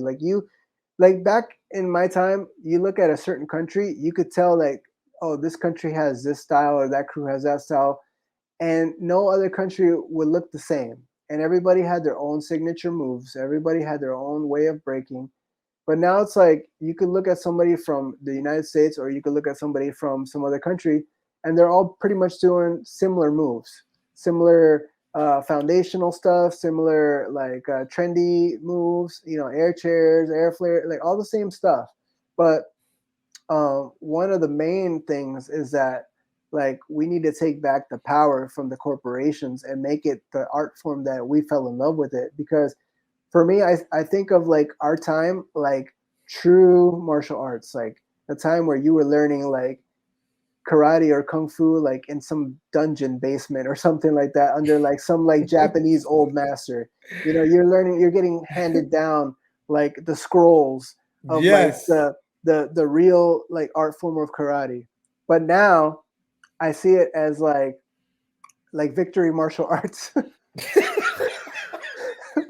Like, you know exactly what I'm talking about. For any martial artist, his name Victory Martial Arts. Quit right now, bro. They're robbing you. Yeah, Where that's a like good one. You said where it, bro. where like the Oh the my the god, bro. instructor is like some like white old lady that Oh, used to be like a school teacher, and then like they hand out like black belts like every week to oh everybody that yeah, yeah, joins. yeah, It's yeah. like you get with your membership like a free black belt because you joined, you know? But like all you got to do That's is break hilarious. this like flimsy piece of wood. That's it. That's That's it. And half broken black already, belt, right? black belt. Here, you're a black belt. So basically, right now, the no easy props is just easy props. It's like anything goes now. It's become more of like athleticism because they want to create. I understand that there are people that want to take it to Olympics, and nothing wrong with that. Okay, and understand, guys. Like this is my opinion, and Yes. I understand that there's people that need to make their money and all that good stuff, and I'm not knocking that, but I'm talking for myself as in terms of like what inspired me to break, and not just myself, but I know that there's a lot of 90s gen b-boys that had the passion and lost it because of the state of where it's in. It's not exciting anymore. Like you see a I'm one of jam, them. I'm one of them. you see a jam on video, or even you attend a jam. It's not hype like before because everybody already knows what you're gonna do because you're posting videos of yourself doing it every single day, or you're practicing with the same people that you're gonna be in a jam and battle against every single day. Like there's way too much community practices. There's way too much of you posting of yourself out there to get likes or get flown out or get an opportunity. It's just like an easier way to do things. And hey, listen, if that's the way that you make money, okay, that's fine. But I'm just talking like if I was gonna change breaking to like how I would want to see it, I would want like the crews to practice with your own crew so that like when you go to a jam, it's like element of surprise. You don't know what someone's gonna throw out. It's like exciting because you might see a new style or new moves that you've never seen, and then that's gonna create excitement. People are gonna jump up and down. Like now, it's like so egotistical because everybody wants to be like the person who can do like 1,000 air flares or 1,090s or do like the 1.5 neck flare or whatever it is. Like they all want like they're seeking this like athleticism level of like evolutionized power moves. But if you realize, it's like taking already all the stuff that's current and just adding more to it. You know what I mean? Because they're trying to make it an Olympic sport. That's why I've heard people call it a break sport now. So it's like you can bite, you can do whatever you want as long as it looks hard. And if it's difficult and it looks amazing, do it. Like that's basically it. As long as you execute it good, you're hitting, your beats for musicality. It's like almost like when I see b-boys now, they do a full out show production in a round where it's supposed to be a battle round, right? Like against an opponent, but instead of it being like very direct, it looks more like, all right, I'm gonna come out, I'm gonna do flips, I'm gonna top rock to the beat, I'm gonna hit a couple beats, doing all the footwork patterns that I know. I'm gonna do a whole power move set. Then I'm gonna do a bunch of freezes, and then I'm gonna just like do some more footwork, hit a couple beats, and then walk away. And then it's empty because you weren't really doing anything that was like dissing your opponent like directly. Like, and it's not everybody, some people still do some disses here and there, but it's become more of like who's the best athlete with stamina like out there right now, like who can do the most craziest moves and power and dance on beat and hit the power moves on beat and hit a freeze on beat and all that kind of stuff. But it's not, since everybody's like developing that same mentality, is taken away from the original like element of it, where people would like come out with something that you've never seen before. And there's only like a small handful of people that can still kind of do that, with some of the new styles integrated with it, but not as much as before. Like in the 90s, it was like full of Jedi masters like all over the place. Like creation was like the topic of the 90s. Like you had to make your own moves. You had to make your own person, and now it's more like stormtroopers that just do whatever they see on internet workshops, and it's like I can't blame them directly because, like I said, it's lack of information and education. Because now you have a lot of workshops, you have a lot of YouTube, and a lot of the older b-boys that are teaching the workshops are just giving their moves away because they want to integrate themselves in these new basics and like how the new gen is going. They want to make sure that, oh, they're gonna do my move now as a basic, and that's my contribution to hip hop, and then I'm also getting paid for it. But that's hurting the new school because if they get used to just learning what you're giving them, they'll never be able to create on their own.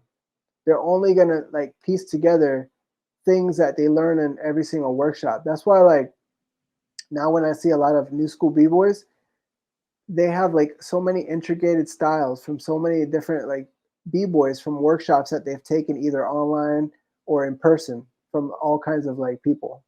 So by doing that, you're gonna just like they're never gonna truly be able to develop themselves fully. You know what I mean? So Breaking in all these years you've been doing this, and you see the change. You see it's 2022, and you've basically seen from 2022, let's go back 10 years, 2011, another 11 years, now it's 2000. And now you're in the 90s. You've seen all these generations change. And one of the things that I like that you mentioned earlier, you said that I kind of that you blame kind of like our generation for like keeping it to ourselves with our egotistical mentality mhm, of not sharing it because we only wanted to be the best. So mhm. we didn't pass it down to the next generation, and then the next generation We didn't just pass didn't it pass. down. Yeah, we didn't pass it down enough. We might have passed it down here and there, but we didn't like even when we threw jams. We weren't having discussion panels at the jams. We weren't carrying that. It was very rare that there would be a discussion panel. Like I remember I used to do some speeches at certain jams, like back in the early like 2000s. But that's just me doing it. Like I'm just one person. Before there was a panel of like a bunch of different pioneers, like that were talking whether they were poppers, whether they were like power move, whatever, and each one would have their say about like certain things and like education time. Like the whole jam would stop and sit down to learn, and then after the whole thing, then people would go and break again. And it kind of felt that they got even more hype after the speeches, right? Yeah, because people were inspired. Yeah, People they'll had hear that knowledge and then now. they'll get up, and then the battles will even get crazier after Right. the speeches. Now, do you feel there's a lack of respect for the elders now? I do in some way or another. I feel like there's a lack of respect because a lot of the new kids they just wanna they just wanna be able to do the moves to get the opportunities. So they don't care about like who invented what or who was first in line to like set the movement. They're not worried about that. They just want like the fast pass to be able to like start getting paid and be on like a energy drink team. Like they want to get there. That's all they care about. So they don't do their due diligence. They don't like research. They don't like look for history, and a lot of them are stubborn. They don't want to listen to ways to improve on that because they're set on like thinking about the new way of how the dance is, and that's how you have to break. That's all. Now, do you feel that they're not listening? Let's say you're one of the elders, I'm one of the elders. There's a lot of cats that were breaking in the early 90s that I consider elders, even though I don't want to accept it because, we don't want to feel like Mhm. we're old or anything. You know what I'm saying? Right. But in, Only as in, old as you in, feel. yes, you're right. You're right. So, but according to the people that you're seeing and you're talking to, and all these young guys that are breaking, one of the things, doesn't it make you think like that the reason why they're not listening to the person, is it because we're not showing up like enough at jams, and enter the battles and winning them at this time, and then for them they don't see no source of inspiration Right. visually, but not like Mhm. hearing it only, because it's the difference between hearing it and seeing it. Because Mhm. now it's like the myth of, let's say, like, who's that b-boy from Rocksteady? Oh, Spy, the man with 1,000 moves. Right. Right. Yeah. Yeah. um is that for real? It's like There's no footage of that, but if it is true, okay, yeah, but I never saw footage like that. So I always heard it. yeah. But at that time I still believed it, because the people that were telling me were dope people that were Sure. like at the level that I wanted to be at. So when I ask you the question, if there's a lack of respect for the elders, and you say that they're just stubborn, and they just don't, they want the quick way to make it to Rebel, Monster, or any big corporate event. They're not, they don't have time to be listening to a history lesson. They just want you to Mhm. teach them that air flare to the Mhm. neck, whatever the Yeah. move that you're talking Yeah. about. Exactly. So now, but the question is, do you think it's because we're not showing up to these jams, and kind Well, of like pushing them and be like, yo, don't do that, don't do this? Because I could tell in practice. I could tell when we go to practice, I could tell that certain cats, they even get kind of upset at us because we're telling them, yo, you're not original. Like, it's yo, because you're the not. problem is that when you're inside a scene, anything for too long, you don't have an outside view of what's happening around you. You can't see it. It's like, for example, like the NBA, like with Chicago Bulls, like Michael Jordan. Like they had like pretty much a dream team: Scottie Pippen, Michael Jordan, Dennis Rodman, like a pretty dope team. Phil Jackson's their coach, and he was a star in his time, but then he started coaching. Michael Jordan is like one of the best players in history ever to do it. But there were certain games that they were starting to lose because he wants to, take the ball for himself and be like a one man team type of person. But Phil Jackson's seeing everything from the outside view. So he's able to analyze and put people's potential to the full maximum. And he would get the team together and be like, look, this guy is going to be open at this time. Every time you do this, he's always open. Pass him the ball. And Jordan was like, all right, fine, I'm going to do that. And he started listening and he started doing it. And then the guy was making 3-pointers all the time. And then he did it again. And then he made another 3-pointer and he did it again. And then they finally won the game.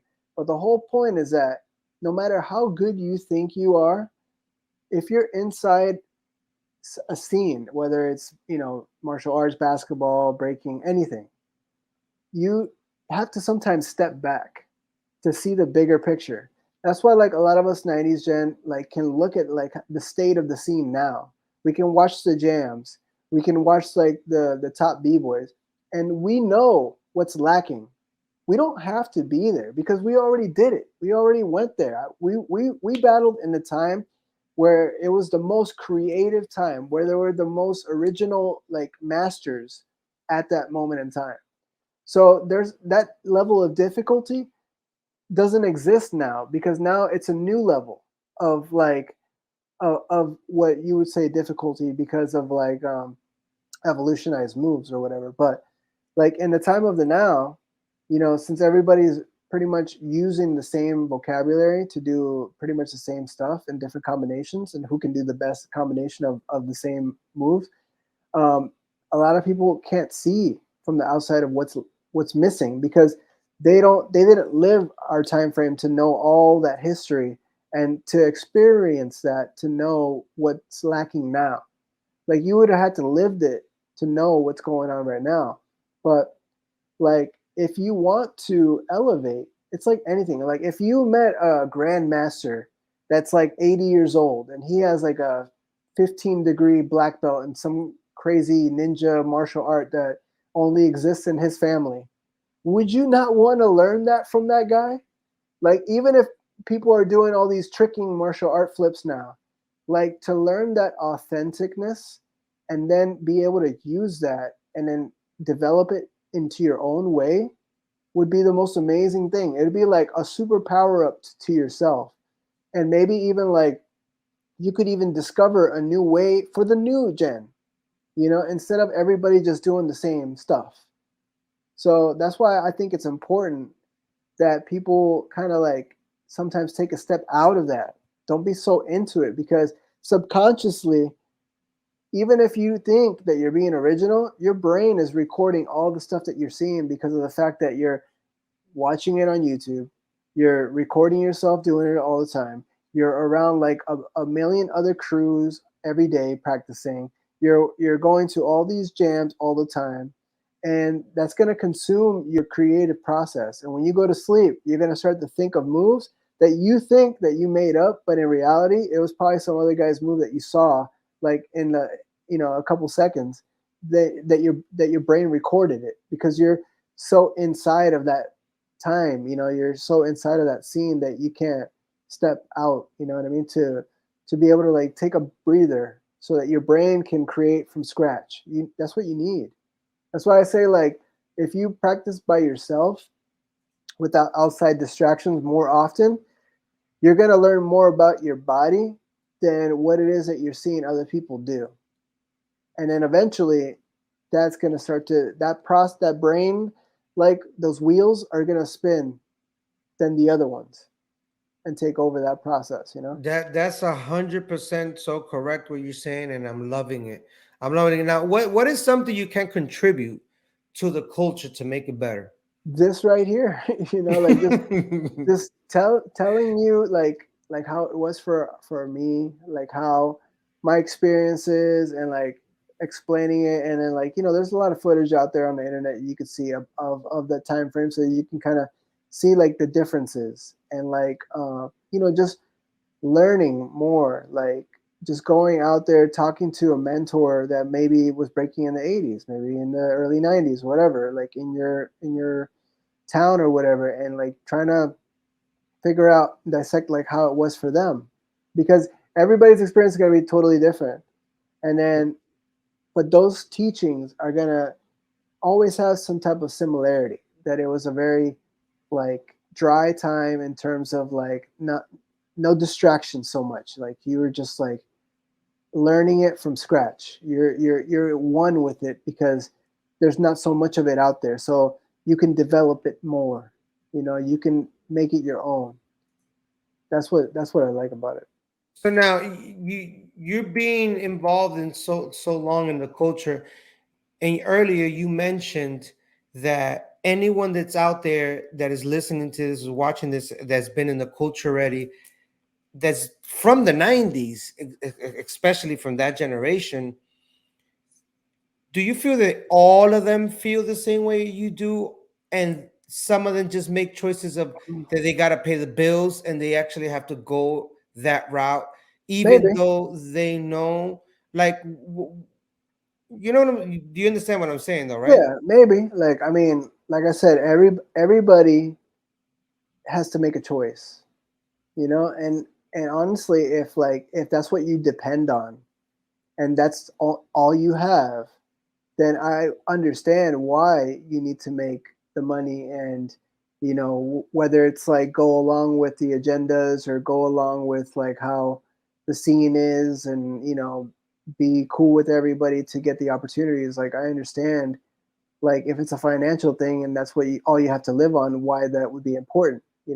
But let's say like you did have a normal job, and then you were making really good money from, like, whether it's a career or a job or whatever, and then you were doing that, then it would be kind of like, well, you just don't really care too much about it, I see you what know? you're saying now, but what if that person, like for example, let's say your career right now is like you have 10 students under your wing. Hmm. You're the head coach because you're preparing them to the Olympics that's supposedly going to happen in France in 2024. And I go like this because you never know. Right. Somebody pick it up and be like, Yeah. Sure. and be like, it's not Yeah. happening anymore. Yeah. B-boy blah blah blah versus B-boy blah blah blah. They ended up fighting in the middle of the tail. Something. You know what I'm saying? Something. I hope it doesn't go down that way. I hope it really goes the right way.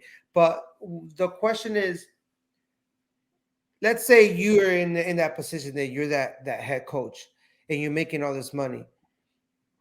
would you give them the option, like saying, kind of like the red pill or the blue pill? You take the red pill, you're gonna unlock like the Pandora's box for them, but you can still teach them that other route of going to the Olympics, making it like a Mhm. break sport.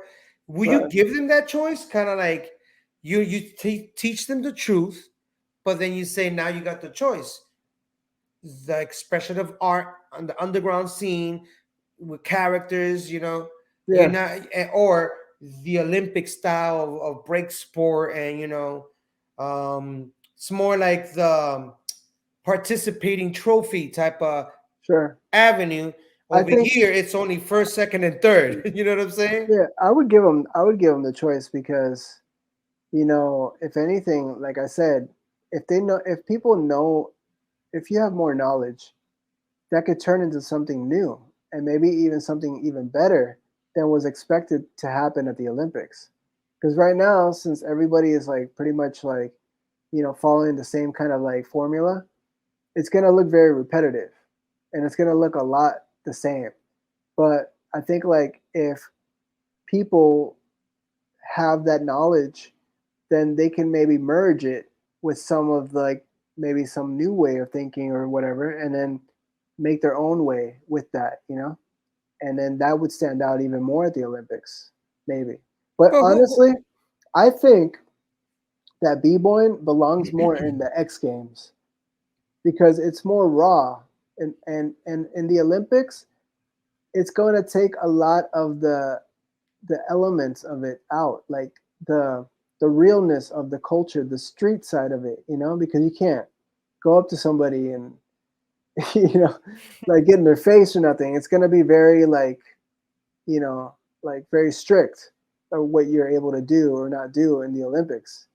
so now, do you think the real deal B-boys, do you think that the people that are going to make it to the Olympics, do you think there's going to be a lot of expression of art, of uniqueness that you're like, wow, Migas, wow, Abstract, Baby, Remind, Crumbs, Prism?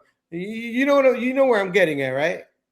Yeah. Like, do you think that's going to be shown in the Olympics, or do you think it's going to be like power moves, flying in the air, Yeah. triple 90 Yeah. onto your nose and spin on your neck? You think Yeah. it's going to be similarities of styles? It's gonna be a very like elevated power move, um, kind of competition, like more athleticism, like of like flips and like power moves and stuff like that. That's Because you gonna got to be bring the crowd, right? You got to make sure the right. audience that doesn't Exactly. understand this could see Yeah. this, and it's all flashy. So you got to bring in the numbers. That the Right. money's there. So if The there's only money problem with involved, that is that it's gonna create like for people that are spectators of the Olympics, they're going to think that that's what b-boying is. That's the only thing. But in reality, like b-boying is a lot more than just those things. So it's like still like sectioning off a big part of breaking and like putting part of it into a category, so that it can qualify as an Olympic thing, and they have to keep it within certain boundaries of like the movements that are gonna be able to. It will be like more the flashier moves. You know what I mean?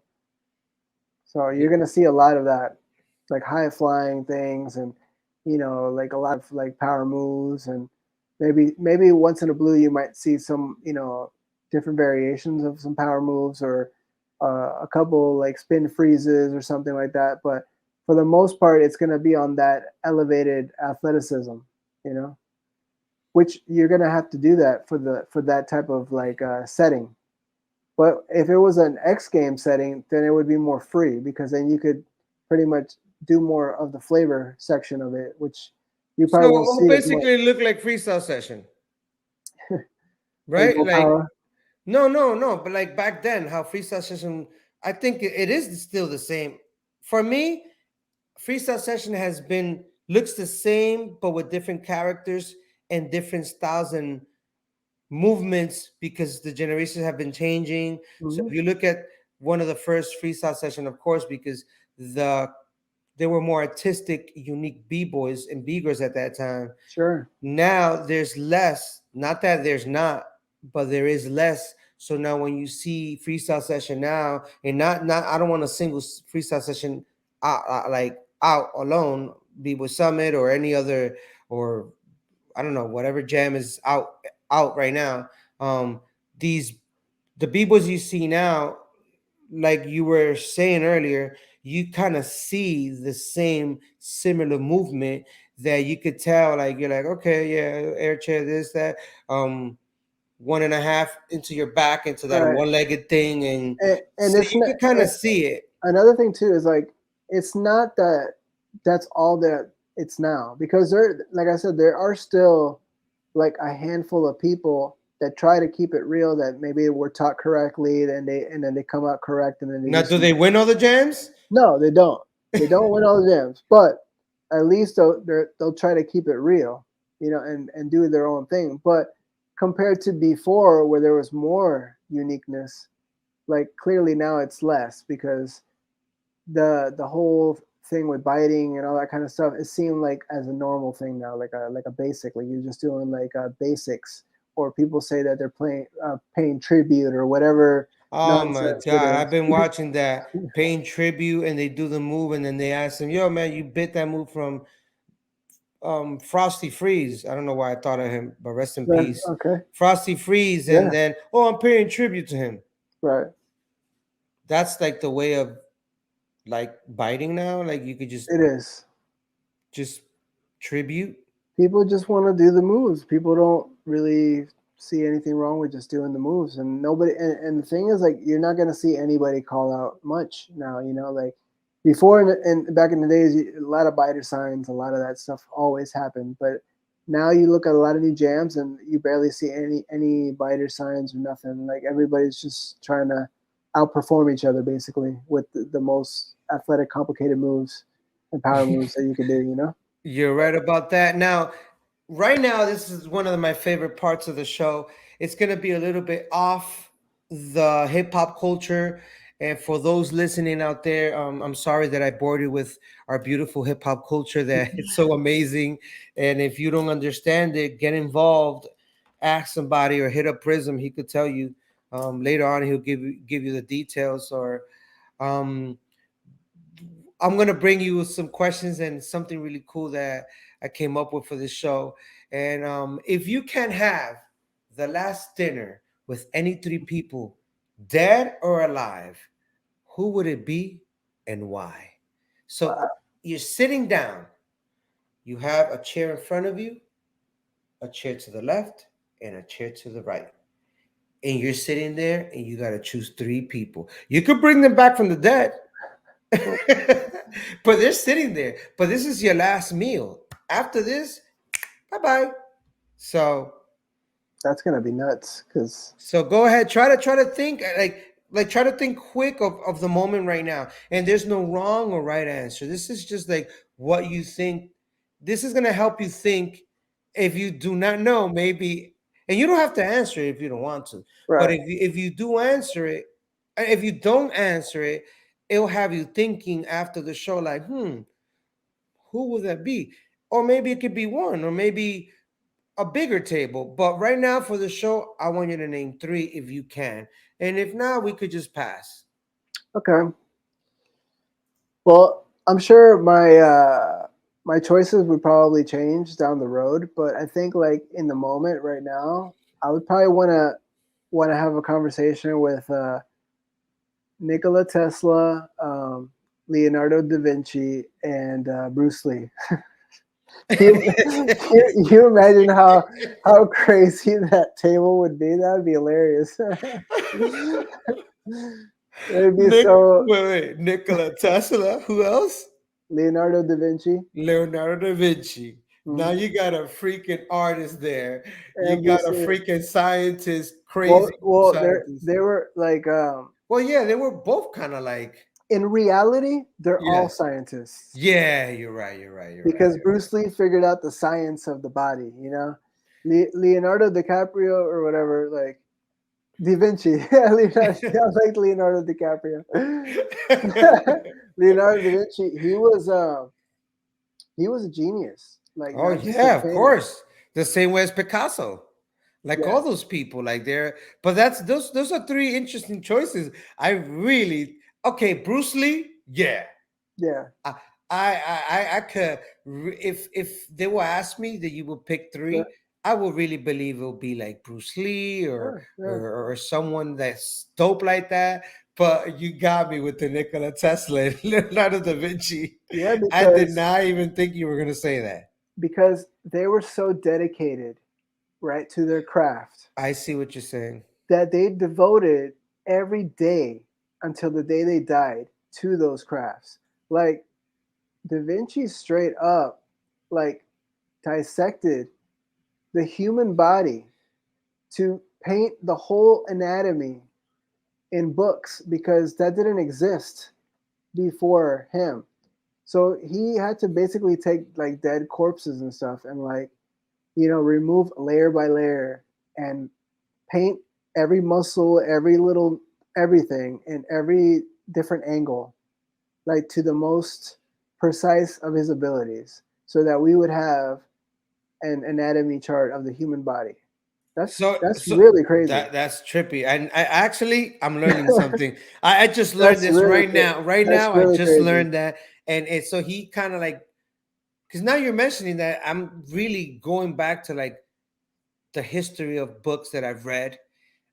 And it's trippy that you're saying that like so it's like a 3D format of him like painting like the intestines and But you keep going the like fact that he had to have the cadavers, like I don't know how he got them. Like I'm sure he asked like the morgue or whatever that was.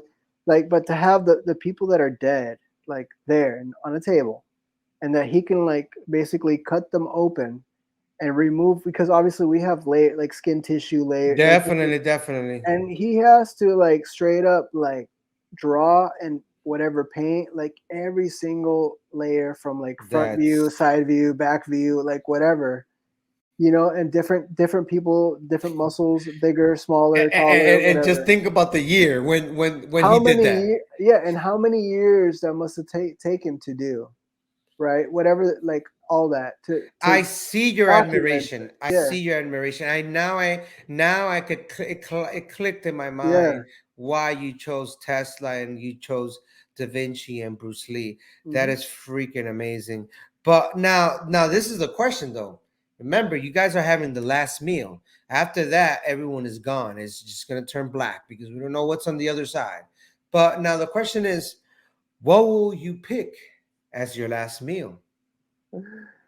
Oh man. Come on, think, brother. This is, and guess what? It's not only one. You could put ice cream. This is a table, dude. You can eat. You can eat whatever you want. I just want to hear your opinion.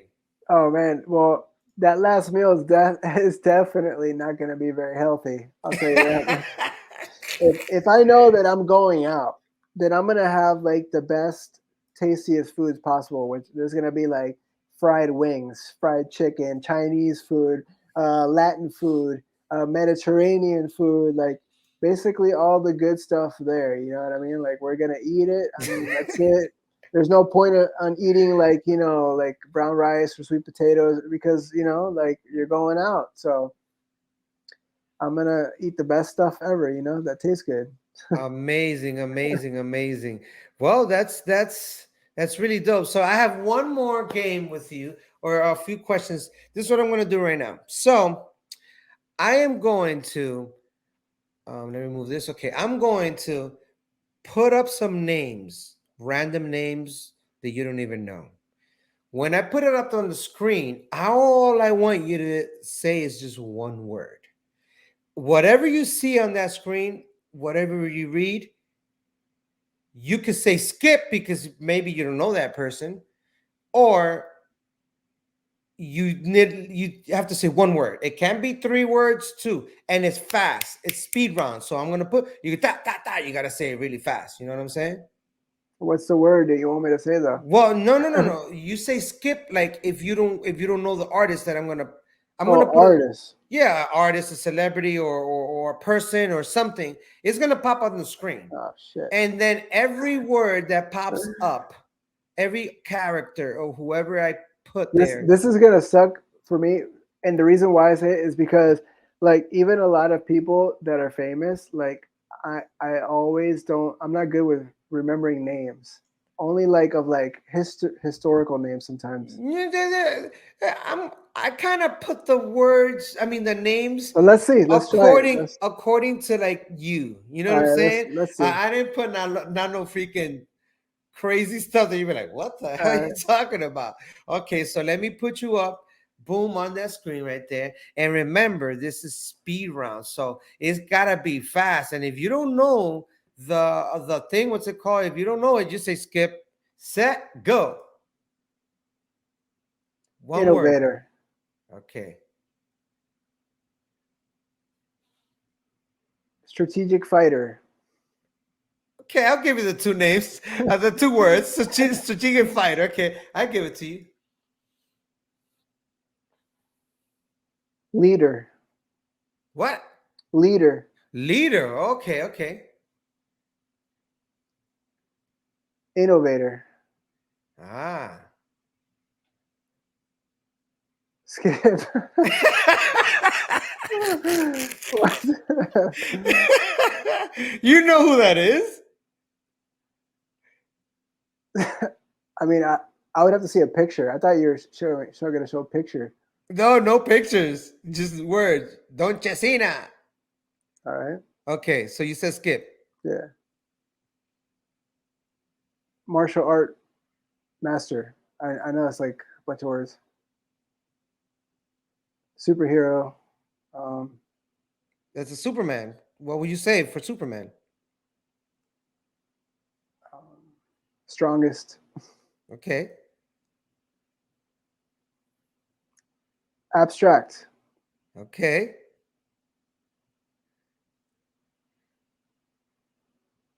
Good actor.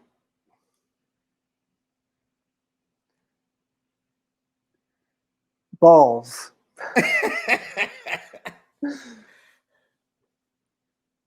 Master. Icon.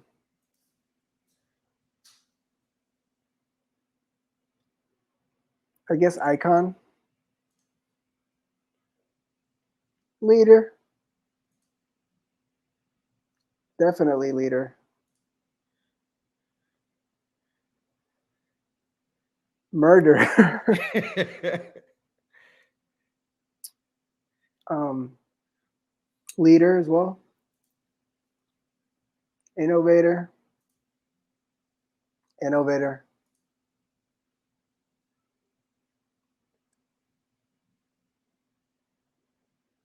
Conqueror.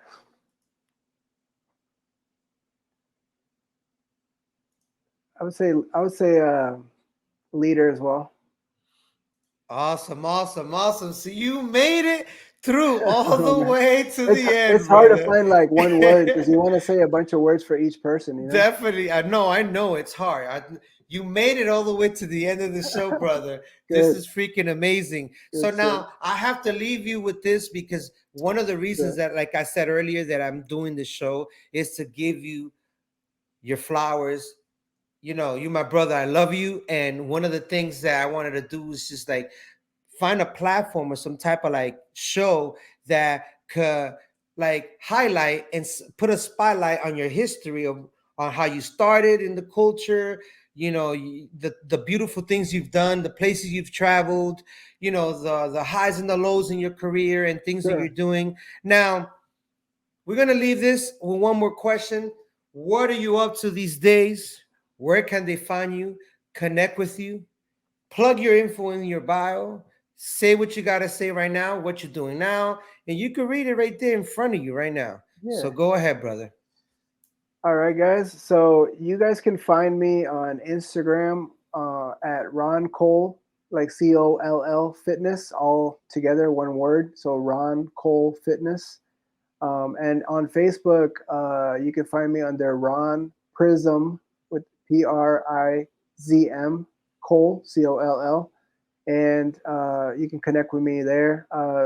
And these days, I'm doing a lot of personal training. So if you want to train, you know, on the fitness tip, you can get at me for rates. I also do some freelance graphic design on the side.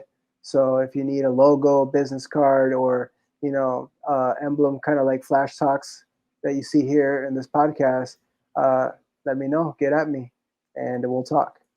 There you go. There you go, brother. That's what I'm talking about. You made it all the way. It's so freaking official right now. There This you is go. the end of the show. This is Flash Talks, history worth listening to. The Prism right there, my brother. And like I said, I Yo, love you, man. Guys, girls, and whoever's out there, aliens, far, far away in the dimensions listening to us right now in another dimension.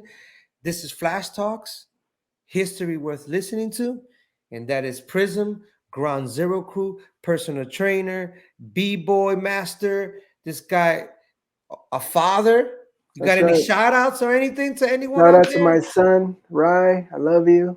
I know that one day he's going to watch this, and I wish you the best in life. And I hope that you find your way and, use all the inspiration that I can teach you and grow to be a leader, a successful person, and a very beautiful person in this world. And to everybody watching, I wish you guys all the best. Thank you. Thank you for listening in. Flash Talks, this is just the beginning. I promise you, good things are going to come, and we're going to do our best to give you guys the knowledge that you deserve and the scene that you deserve. All right. Yes, yes, we're gonna leave it like that. Like you heard the man right there, Prism. I'm Flashback. This is Flash Talks, history worth listening to. Peace.